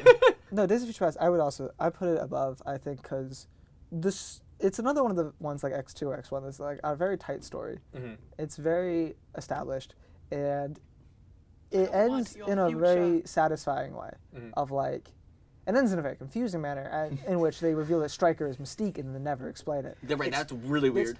But she wasn't him the whole time though, which is the weirdest thing of it, because you have Stryker and her clearly in the same scene together, like in Paris, and then at the end it's just like, what is she doing with him? Why does she need him? Also, What? like, the Wolverine still becomes Wolverine? Right, it doesn't make sense. Like, it should be he's safe now, because it would have Mystique's been a got cool him idea to have instead it of so the Stryker. talent's changed now, and Yeah. And it's then different. Apocalypse never addresses this. No. That's the real fault of all the other, like, most of Days of Future Past faults is that the other movies don't build on it. Yeah. Like, it would have been very interesting to see the time. What Dark Phoenix, to be fair, does talk about how the past diverged, because Xavier's not even the head of the school at the end of Dark Phoenix. No, Days of Future Past is just, it's still fun. It's still so, like, the Quicksilver scene is Great fantastic. It's just, it balances everything so well, and it does feel like the X-Men. Yeah. Like, it's not Days of Future Past, the comic, but it feels like you could read this as a Right. comic very easily. And I love the Xavier and Xavier mental link scene. Yes. I don't want your future. That's a good moment, and it just. It's good. I like this movie. It's really good. Yay, good movie. Up to the next one, which it's his least favorite X-Men film, and that's Apocalypse. I think it's fine. I also think it's bad. I think Dark Phoenix is worse. It's bad. But I think Apocalypse is bad. I can understand people saying Dark Phoenix is worse That's how I on a feel certain too. level, but to me, as a film, Apocalypse does not work. There's I no. would say the same for Dark Yes. Phoenix. I agree with, but I think it's because Apocalypse is doing so goddamn much, but for no reason whatsoever. Yeah, it's never clear what he wants. There's no main character. Apocalypse's intentions are not made clear They at try all. to have the two like mains now be Apocalypse himself and Cyclops, which are just random picks for this point in the franchise. But it's like, even like Cyclops, like he's not as a main. It's just like he's there after a certain point, and it's just he just exists. And Ty Sheridan doesn't really do a lot to the role at all. He really does. Plus, he tries to make Cyclops like the cool bad boy, which is the antithesis of what Cyclops is. That's the whole Wolverine to him. That's the idea. I said, let's go to the mall, guys. Let's go see Return of the Jedi. Oh, Thor's always the worst. Like this movie, the series here you're doing. Yes. But like even like from an action standpoint, like it just feels like it's not really trying that hard. The final set piece. The final set piece is really. It's just bad. Nothing. Also, like the whole build-up of Quicksilver, like gonna tell Magneto he's his dad, and he just don't. does it. Right. For no reason. Like there's no reason why he thinks this way, because it also would work. Yeah. Like it's not like he's like, oh, I changed my mind. No, Magneto wants a family. Right. You can tell him. Like he still has a family. Like it would have helped a lot. It's so strange that he's like, nah, in this moment I don't feel like it's not worth it. And it's not clear if he ever tells him. However, I do like the Xavier Apocalypse fight in the brain. That's not that bad, but it's so short, and it doesn't lead to anything but him losing his hair. You know what's weird? It's true that they use the excuse for how he loses his Right? hair. That's why I said they do it a so lot. stupid. Same with Rogue too in the first one. Okay, so what's weird to me about this movie, not about the movie itself, but about the press, is that Jubilee did interview tours with the rest of the cast. The actress playing Jubilee in X2 as well. A different actress as well, of course. Yeah. Because the continuity doesn't matter. I'm well aware of that. We got fucking Nightcrawler too. That's true. We're getting that. And I don't like this version of the character at all, though. I think, bouncing this back to our Star Wars discussion about them making movies to explain plot holes, they just made an entire origin sequence for Wolverine just to be like, Origins Wolverine, that movie never happened. Here's the proper one. He's got the helmet and everything. It's just like, this, you could cut this out, nothing changes. His weird boxer shorts. Well, that was right out of the comic. Oh, I know. I'm well aware of that. It's just very funny looking on screen. With all this belt on his arms. It's also like they only go there to do that. Like it's dumb. They gotta stop shoehorning Stryker into movies. And the weird fucking Jean Grey moment with him. It bothers me so much because I watched this thing on TikTok once, and I don't hate for anyone to. I don't remember who made this, but it was almost like, oh, the villains that would be in Wolverine Sinister Six, and it was like Stryker's like, oh, Wolverine and Stryker are tied together. No, they're not. They're not. Except in these weird movies where they picked a random guy and they were just like, a reverend. yeah, a reverend, and they're like, boom. You two are integral to each other's story now. But my dad now believes that Wolverine's arch enemy is Colonel Stryker. In the movies, he is. We had to watch Wolverine have a freaking PTSD attack Many times over. which is like honestly a really cool aspect of Wolverine. Yeah. This should happen more often. Yeah. But if anything's going to trigger it, should be Stryker. But Oscar Isaac is good casting as Apocalypse. On paper, good casting to me. if he didn't look like that. Right? No. Yes. His look is terrible. Also, like I don't like that they made him look like a human. No, I don't either. Like Apocalypse should look The like weird lizard the mouth weird, thing. like the weird cyborg man that he is. Uh-huh. And he should be giant with and a he should be time weird. traveling machine, and it's cool. But I think it's Bryan Singer as a director of these movies. He doesn't want to go too far into the goofy aspects of it. So like that's why they go back to the black like leather suits in this. That's why Apocalypse looks more humanoid. Like, Well, the other thing too is like the thing that suffers. The greatest thing about Apocalypse, like, the most fun aspect about Apocalypse, not even talking about like the emotional depth of the story or whatever, like in the comics. Oh, in the movie, yeah. But the fun part of Apocalypse as a character is the Horseman. Yes. Like whenever Apocalypse comes back, the question is, who is his Horseman going to be? And he doesn't, like, first of all, I understand that the only time Angel's been relevant is when he was Archangel. That does not mean you have to suddenly shoehorn in a second Angel that makes no sense and then kill him off again. just so he can be Archangel. That's The not reason required. they did it is because he usually is a horseman for Apocalypse. That's what I'm saying. Yeah, no, the only time Angel matters is when he's a horseman. Even including his death in Mutant Massacre only exists because in the end of Mutant Massacre, he's taken by Apocalypse to become a horseman. Right. The only time Angel matters at all, the boy's power is flying. He's got wings. The boy power. So many X-Men can fly Yeah. and do other things. He is an unessential character. He's only relevant for that. So they're like, we have to do it. Who cares if it doesn't make sense? Who cares if the timelines diverging means he was born decades earlier in He's England? a cage fighter? And he's a cage fighter. And he's not the son of a millionaire, which is the only other important thing about Right. Angel's character. He's pretentious. But literally, by introducing him and introducing Psylocke in this movie, also Psylocke, criminally underrated. Yeah. You would not know from watching this film Accurate that Psylocke, outfit, that's it. you would not know from watching, not even, because it's the accurate outfit of the Quanon, You're true. the woman yeah. whose name I can't pronounce. I feel so bad for Olivia Munn for that movie. She 'cause loved the She comics. loves the character, and she put in the effort to like do all the sword training and everything to do it like super accurate.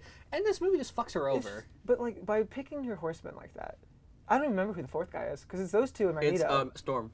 Oh, Storm. Okay. But For some still- reason. That's why we don't remember. But Mohawk Storm. Storm's a good pick because she's a goddess. Like that actually makes sense for Apocalypse. If he's getting the strongest. But he doesn't even know her at the time. It's Like, like, having you're a those random powers. child. Join me. But like, The first person still, he meets. the fact that 3 of them are introduced in this movie, Fassbender we know, but 3 of them they're introduced in this movie, and like that's just ruins it. It would have been more interesting if Xavier was a horseman over anyone else. Xavier's a horseman. Magneto's a horseman. Magneto's a horseman. Fucking Beast. I don't know. And you get the characters though that we've invested in. Make them the horsemen. Fucking Banshee or someone. Maybe they didn't fucking die. Quicksilver. Gambit, bring him in for this. Quicksilver. You know. Taylor Kitsch comes back. Taylor Kitsch now officially 50 years older than Rose. It's already weirdly implied. Like, you know, maybe bring Quicksilver back. Have the people that we are invested in be the horsemen. The fact that it's like he went and got these random guys. The fact that Angel dies from falling out of a plane. It's like you I can don't even remember fly. that. He dies from after flying. He's just stuck in the X jet or The whatever. one thing he can do is fly. I think the idea was ironic, but it came off really stupid.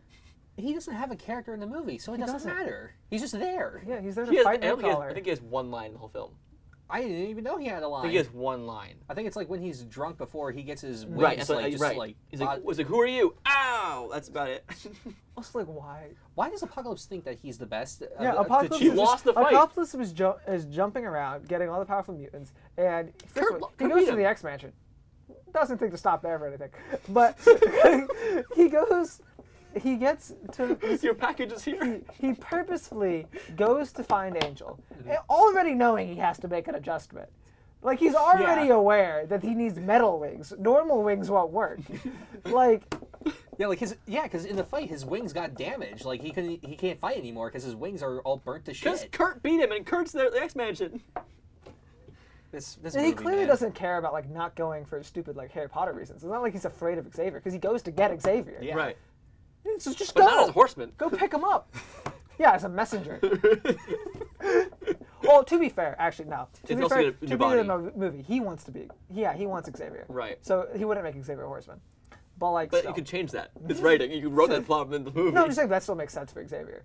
Is that you want him to take over somebody? Sure. You give him a character we're invested in. But all of them should be characters we're invested in. It should be, yes. So, Nay. Nay. Logan is next. What a stark shift to go from Apocalypse to Logan. I The didn't even think best. so. I thought Dark Phoenix came out first. That's crazy. No. No. Well, Logan's a yay. Logan's the best one. Logan It's is the an best easy X-Men franchise film, period. Logan is dark. It is gritty in a way that's not campy. It takes itself incredibly seriously. It's a Western. The trailers alone were phenomenal. Yeah. The opening of, like, him with the limo drunk and it's so battling good. people and, like, the knife doesn't come all the way out. It's heartbreaking. It's Yeah. so fucking emotional. All of the characters are defined. Just stabbing through the skull. Even, like, Caliban is defined. Who's also in Apocalypse, different Caliban. Let's not get into that. The only issue that I would have with Logan would be it's never really thoroughly explained, A, why he's dying, or B, why mutants are gone, or C, why there's... I guess that one's experimental. So B, why mutants are gone. That's But actually implied through the it's corn implied syrup through thing. the corn thing. Yeah. Which, if you're not in the movie, that sounds like nonsense. Yeah, the corn thing. But, like, it's definitely implied. I definitely wouldn't actually want them to labor on it more. I agree, I think yeah. the mystery of it is fine. I do think it's kind of BS that Logan's dying. Even in Old Man agree. Logan, he's not dying. I agree. I think the idea is supposed to be that he's losing his mutant power. I think that they did in the Wolverine as well. I think that even if what happened at the end didn't happen, I think he still would have lived for a good bit. But I don't know. No, how he's long I solidly could- being poisoned. Like, Oh, no, he yeah. seems like he's about to. Like, he seems like he was going to die in that room before he went to go, like, chase after them and got hopped up on drugs. Well, at that point, he had been like shot and stabbed like God knows how many Well, times. that's actually my other issue, is the whole concept of the adamantium bullet. I don't think the adamantium bullet should work. No, I don't either. Like, an adamantium bullet will pierce his skull, sure. The bitch heals, though. Right. Like, I don't understand. But we've seen in this movie though, his healing really is not working anymore. Especially after his fight with himself, like he is like just dying. Which, cool effect. Oh, it's a Yeah. great effect. It's a great movie. It's so good. Even if you haven't seen the other X-Men movies, you can watch this by itself and still Yeah, get a because great movie Wolverine's out still of a it. full, thoroughly interesting and engaging character. He's a in full this arc of this alone. movie, yeah. Yeah, you can get in, not even know it's X-Men related, and like just be like, this is a movie about an old guy who used to have a power and now doesn't. What's weird is it ties into the New Mutants movie as well, which we'll get into soon. I don't think that was intentional. I think that was agree. I think that was a rewrite. I would agree. It was. I know, but it's still a weird thing that happened. How so? There's we'll talk about it soon. Any thoughts about Logan you want to mention before you go to the next film? No, I'm good. Because next after this is Dark Phoenix, so I want to linger on Dark this. Phoenix, the biggest crime with Dark Phoenix truly is that it is boring. It was so boring. I also hated Beast in it. I don't think Hated Beast it in it so has. much. I genuinely don't think it has as egregious of character misdirection or as egregious of like just story not working as Apocalypse. Agreed. However, it is boring as hell. It's short too. It's like 90 minutes. And my problem with it, like, while they trimmed it down to one story instead of Apocalypse, which had, like, 20, like, it's just, they don't do it interesting. And, like, your thing with Beast of, like, him, like, going on, like, this murder quest, weird. I don't hate that. But the problem is that we didn't get enough of him and Mystique being, like, an actual thing before. I didn't mind that.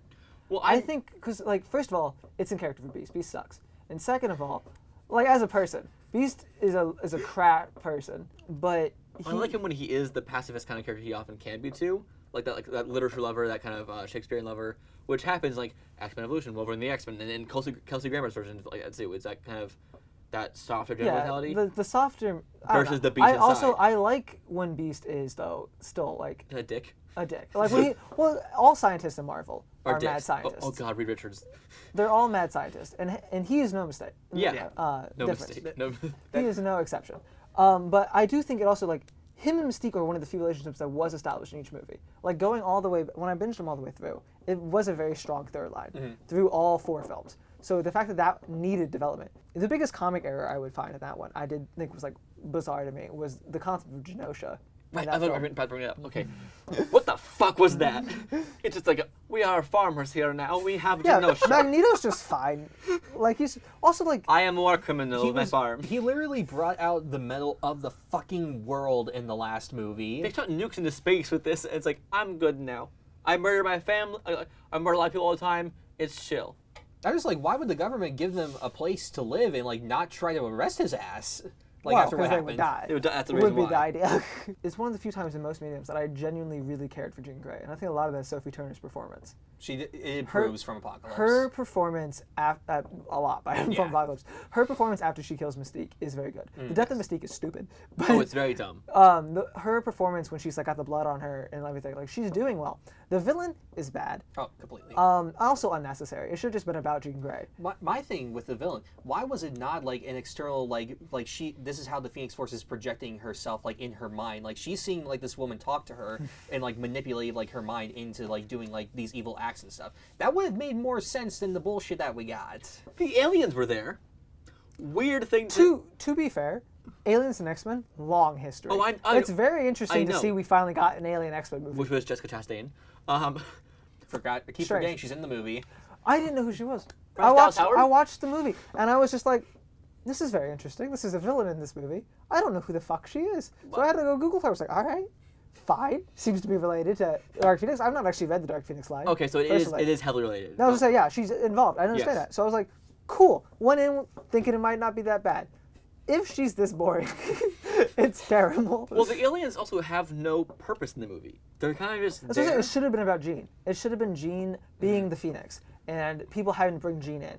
Like, that would have been an emotionally driven movie. The fact that it was like, oh, but there's also aliens controlling it, so it's fine. Like, well, they're the ones who kind of gave her the fort. They exposed her to this whole thing when they're in space. Also, Quicksilver shows up for the stupidest one of his scenes. After having the best scene in the last 2 movies, it shows up to do the stupidest one.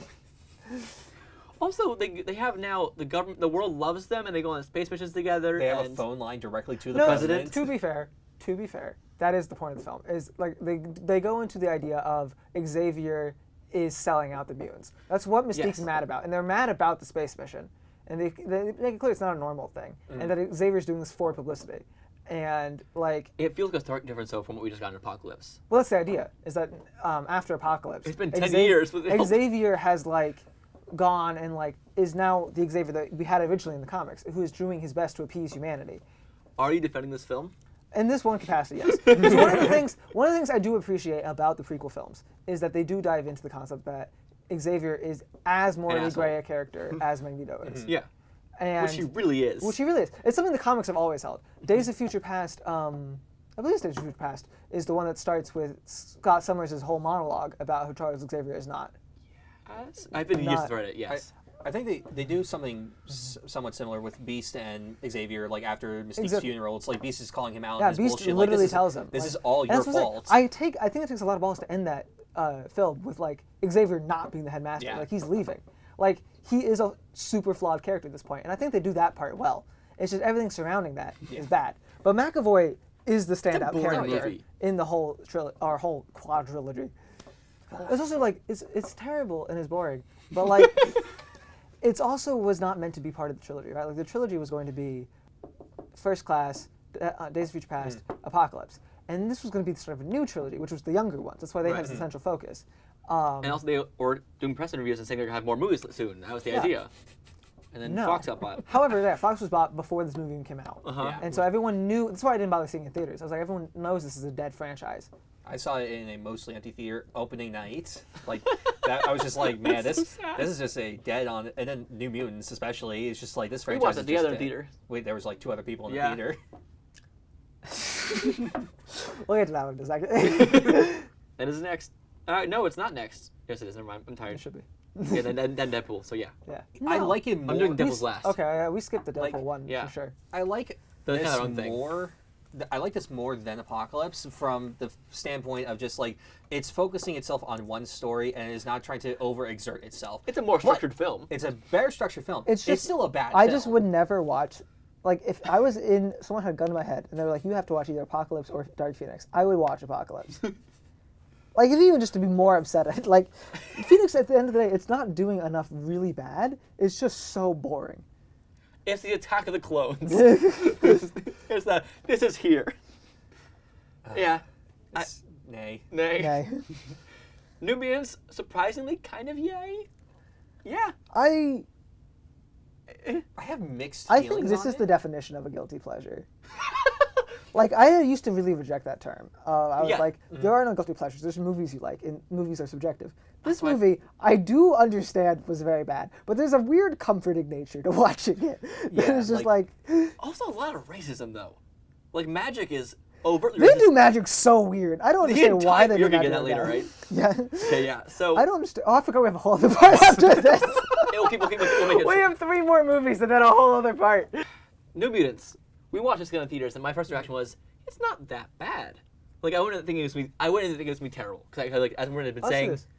I'll say this about New Mutants. There is something to be said about any comic book movie that is being made by someone who clearly loves the source material. Right. And that is true of this film. The man who made this loved the freaking New Mutants. So much so that he was, like, trying to work in Sinister, trying to work in Warlock and Cypher, and, like, wanting to do so much with this. And he was like, these are my favorite people. And you can feel that in the way they are represented.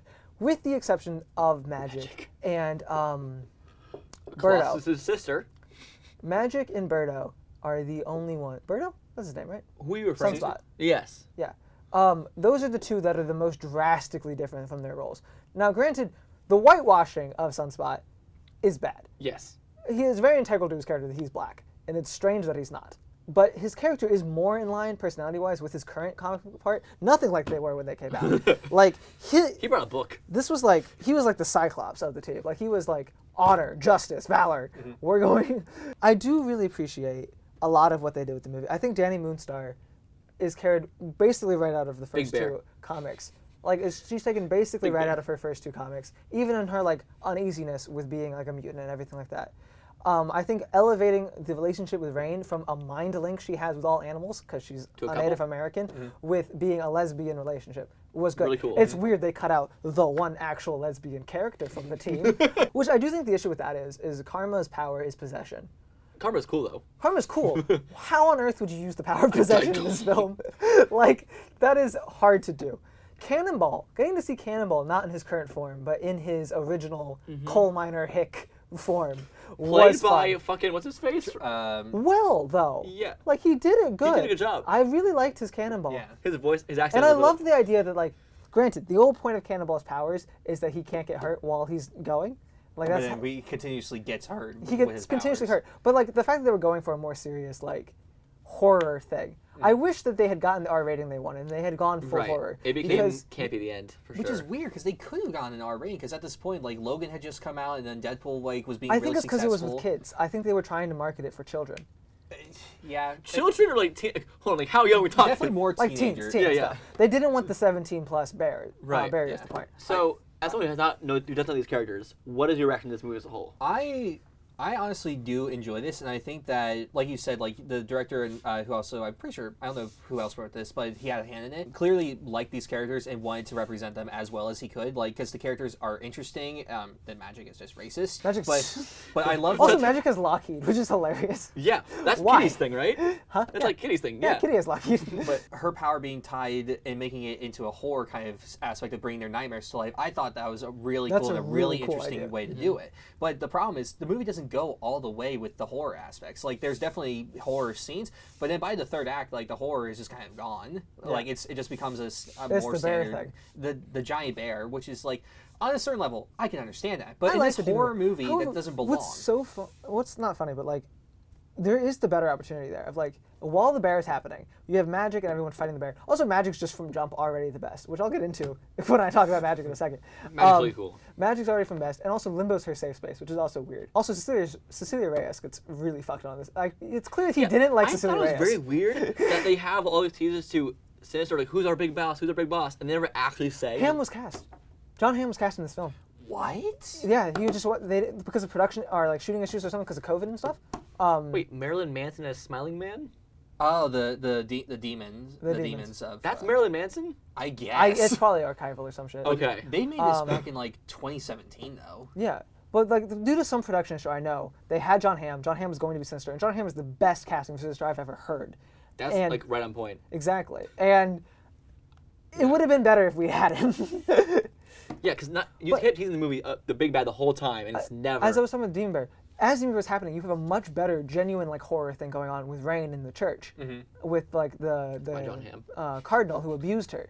Like, that is so much more significant. Yeah. And actually, the fact that the bear, like, crashes into the church is good, in my opinion. And the fact that these kids have more camaraderie than any of the X-Men teams. It's insane. That final battle is actually like feeling like watching the X-Men because they're talking to each other, they're all helping each other, they're zooming in, using their powers. Like, it is really nice. I actually love this. Like, as an X-Men team movie, they do a good job of having a team.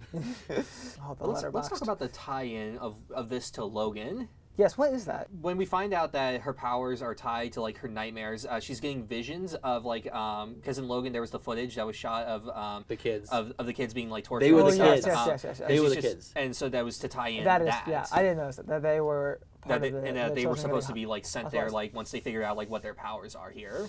Yeah. So. Yeah, well, yeah. It's an interesting idea because you said, like, well, are we part of the X-Mansion kids now? Like, no, he's dead now.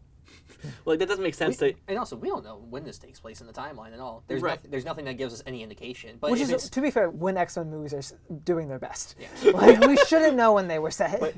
But if they are tying this into Logan, and it does have that footage, this is when, after Professor X has probably murdered all the X-Men by accident, and Logan is off in the desert. Or right before. So, like, the X-Men aren't a well, thing. also, the idea is that this is before Logan's happening because the place they're getting sent to is the place that they were doing it. Right. Which is kind of strange because it's also implied, like, the hospital they're in is supposed to be Sinister's orphanage. Right.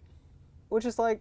But also, they're the only ones there. And they never... And this is my thing. They never think it's weird. They're the only patients there. There are no other doctors or anyone else that works there. They think it's weird. They address it. They think it's weird. They do think it's strange that they can't, like, leave and stuff. Like, that's a main point, that they have the barrier up. Reyes was done. Turning Reyes into a villain is odd. It's a weirdly bad, terrible choice. And like I said, the whitewashing of Birdo is very bad. And Magic being racist is just ridiculous. Though it is good that Danny, like, I guess it's not good that Danny faces racism, but that is a key part of her character as well. And if they're the only ones there, like, who's gonna, like, how are you gonna do it? Yay or nay? You can give it arbitrary reason. I will give it. I think I'd watch it over some of the other X-Men movies, like a good amount, honestly. So I give it a yay. Yeah. I'll give it a yay because I actually care about these characters. Yeah. Exactly. And they feel like they're coerced. Even Magic comes around at the end. Yeah. Like, they feel connected at the end. That's a yay. Deadpool's happened. I don't really know it's been going for so long, but they're both fun. Yeah, they're both good movies. I really like them. There's no... Deadpool 1's far superior to Deadpool 2, in my opinion.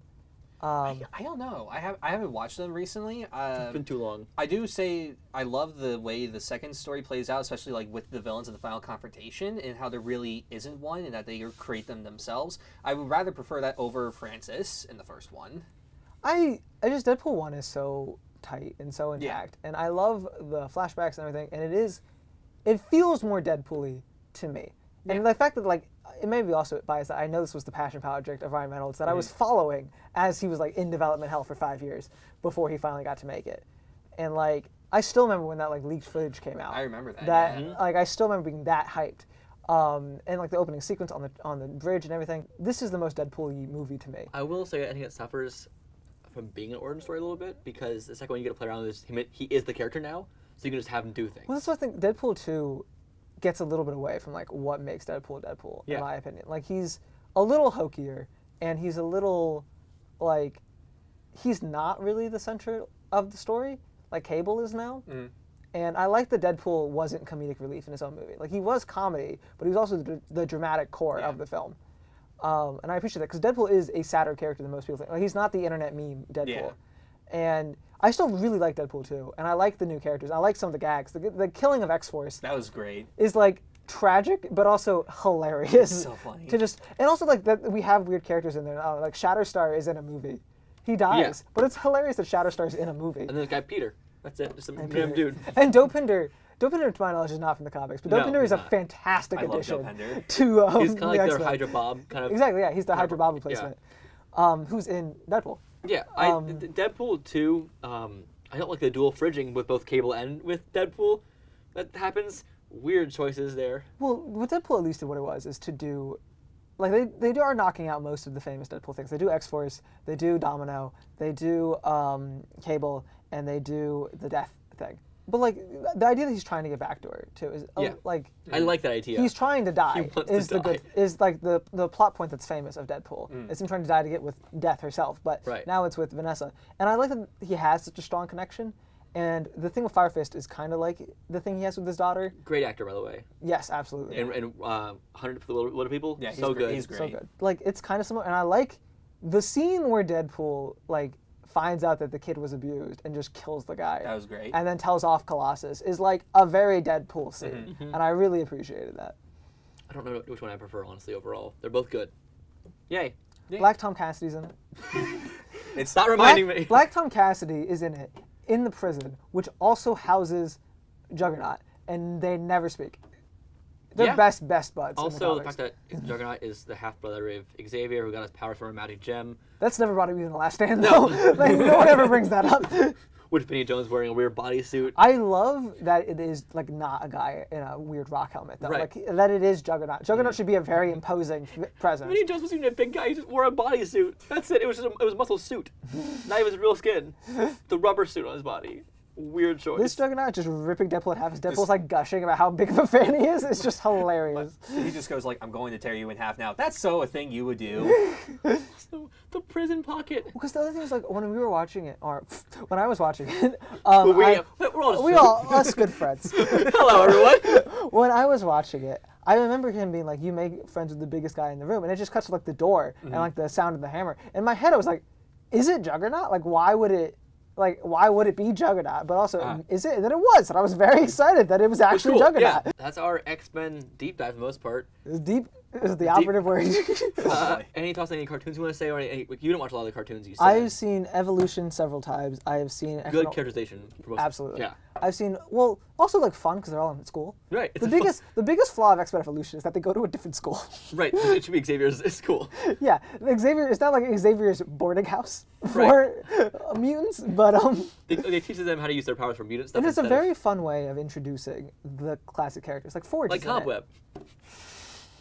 Thank you. Like, Forge is in it. For a second, I even was like, what? Cobweb is a character from his TikTok page that he's created about Okay. who wants to go there and actually learn how to be a student and not actually fight in a war of mutant kind. But, like, Forge shows up. And that's where I fell in love with Forge. I was like, he's a cool character. Oh yeah, in this weird like in the And the pocket verse. Yeah. The Technoverse.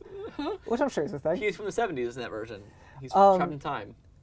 which is how you do a character like Ford. She's a little outdated. Honestly, Fantastic Four should be that way. I think that'd be really cool if they Fantastic Four in the MCU. I'm done with the MCU having people out of time. They've done it too many times. Specifically for the MCU, they need to be just there. Yeah. Wolverine X-Men heavily underrated. Agreed. The series all love. X-Men Evolution is where Laura Kinney from Logan's originally debuts. Mm-hmm. And good job with that too. Absolutely. There's a reason. Finished watching X-Men Evolution because the fourth season with Apocalypse as a whole arc, really good. I don't think I ever saw it. Really? I think when I watched it on Netflix, it wasn't They thing. teased Because I remember Apocalypse coming out at the end of the teaser. It was 2 seasons long of bringing him into the universe. Yeah, exactly. I remember him showing up, and I remember that being the end, and I don't remember ever watching a 4th season. But Wolverine X-Men, criminally underrated, only 1 season, so sad.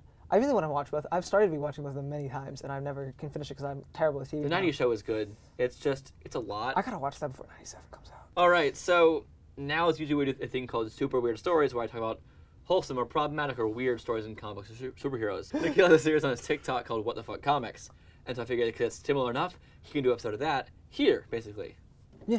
And take it away, Nikhil, however you want to go into Regale me this. with the weirdness. I think we'll just keep the conversational system we have here. Okay, this is going to be about magic. This is magic's origin. Not the Gathering. Not the Gathering.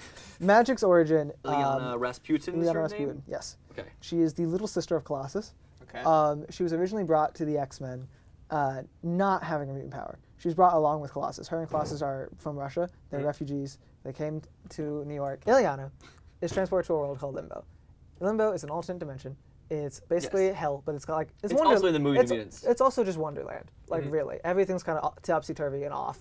It's ruled by a guy named Belasco, who's the devil. He takes a special interest in magic. He thinks that she is going to be his ticket out. And as long as everyone's in Limbo, he is God. He controls everything. It is revealed that an alternate timeline version of X-Men have come to Limbo before, and they all got stranded trying to save their version of Ileana.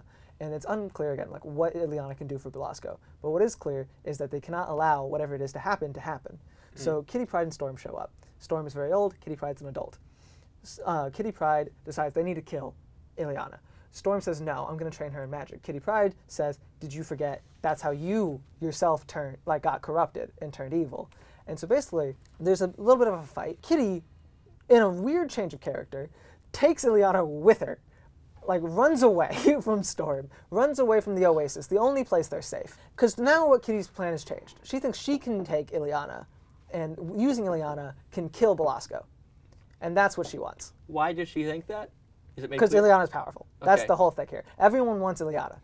Are her powers established yet? No. Okay. That's very important. Ileana, at this point, is a human being. Why is she powerful? Because she is. Okay. What it really comes down to is Belasco wants Ileana, and he thinks Ileana can get her out. So Kitty Pryde logically thinks Ileana can probably get me out. Kitty begins to train Ileana, not in magic like Storm was trying to teach her, but in basically how to fight. And like in a pretty brutal way. Like she like slashes Ileana and she's like, yeah, don't get slashed next time. And they're like just walking to this castle. It's real Lord of the Rings stuff. Like the castle Belasco's in, they're walking towards it through a desert. And well, rather they're running. The other thing here is Kitty Pryde was like manipulated or like tortured by Belasco, and now she looks slightly more like a cat. Like she has like cat eyes and like cat face. And they call her Cat in the whole thing. There's a really extended like conversation that inside Ileana's head about how she's running to keep up with Kitty because she can't fall behind her because she'll die in this like decrepit wonderland that they're in. They get to the castle. Nightcrawler shows up. Nightcrawler is told to not let them get to the part where they can teleport out. There's a fight that ensues. Ileana knows Nightcrawler because she lived with the X-Mansion, and she's like, "You're my brother's friend." And she's literally either 4 or 7. I can't remember.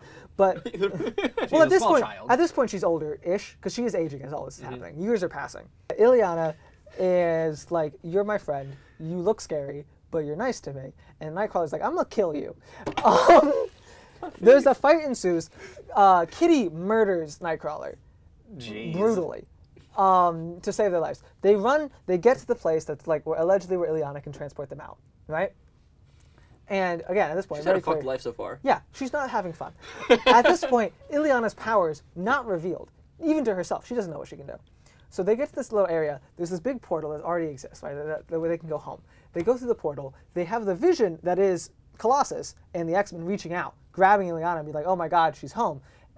Only for that to all have been an illusion. She pops out right in the throne room of Belasco, And Velasco's like, you forget that I'm literally God here. Like, what did you think was going to happen? I got you instead. And then Kitty's like, bitch, I got a sword. And pulls out the sword, goes to stab him. Velasco turns her into a giant cat. She was like a cat-human person. Now she's a big cat. And he's like, he looks Big Bear. He looks at Ileana. He goes, Ileana, you are going to be my apprentice and my consort, and that you're going to learn magic here with me. And you can't say no, because again, I'm God. What are you going to do? And from there we get some training of her really becoming a master of magic, which she is. I missed one thing. How did she get there in the first place? I don't know. Okay.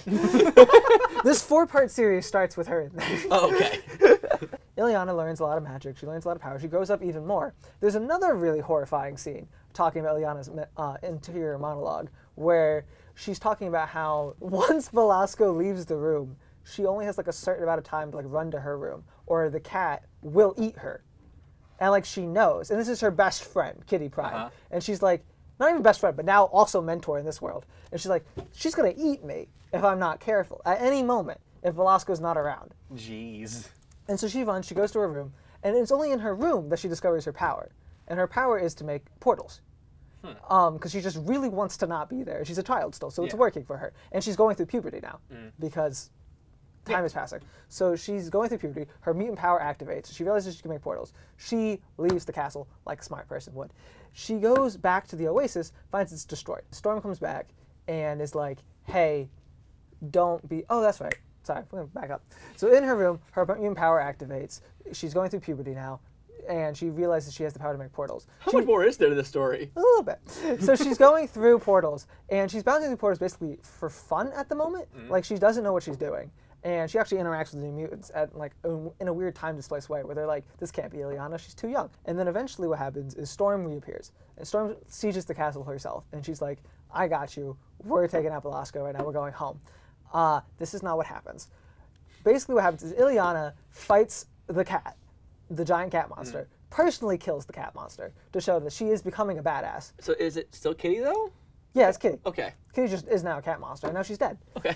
There's even a thing Magic says that she's doing this, where she's like, I have to kill the woman who taught me to fight. And then Velasco succeeds in killing Storm. How does this end? We're getting there. Velasco succeeds in killing Storm. Magic then runs away, using the portal thing she found out. She runs away. She goes to the Oasis. She finds the Oasis destroyed. After Storm's death, everything is decrepit. And she sits down underneath this log that was like the last remnant of the Oasis.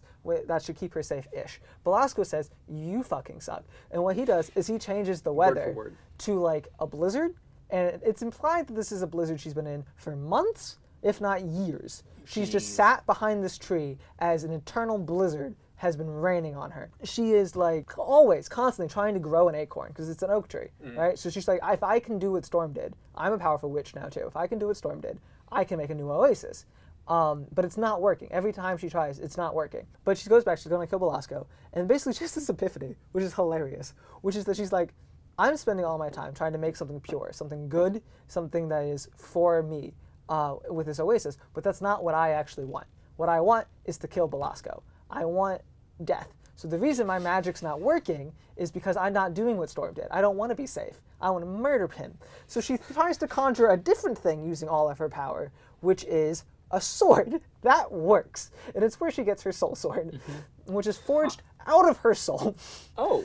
All right.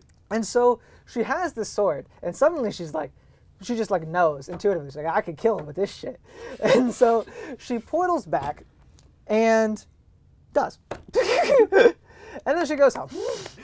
I can understand now why they changed the backstory for the New Mutants movie. All right. On that note, Josh, as a person who usually reacts to these alone, what do you think of this story? It's a lot, but that is a very interesting story. That was a weird story. I think it definitely qualifies for our super weird story segment, for sure. For sure. Yeah, thank you for coming in today. Thank you, Nikhil, for coming. It's really fun. Anything? Where can people find you online? At NikhilClayton on TikTok and at real NikhilClayton on Instagram because I lost my virtual account. Really? Do you have Twitter as well or anything like that? Or? I don't use it. All right. And Josh, where can people find you online? YouTube, Josh Rudolph, Instagram, Jan_Rudy16, Twitter, Jan_Rudy28, and I just joined TikTok today as Rudy the Film Nerd. Mm-hmm. Yeah, and I'm places as well.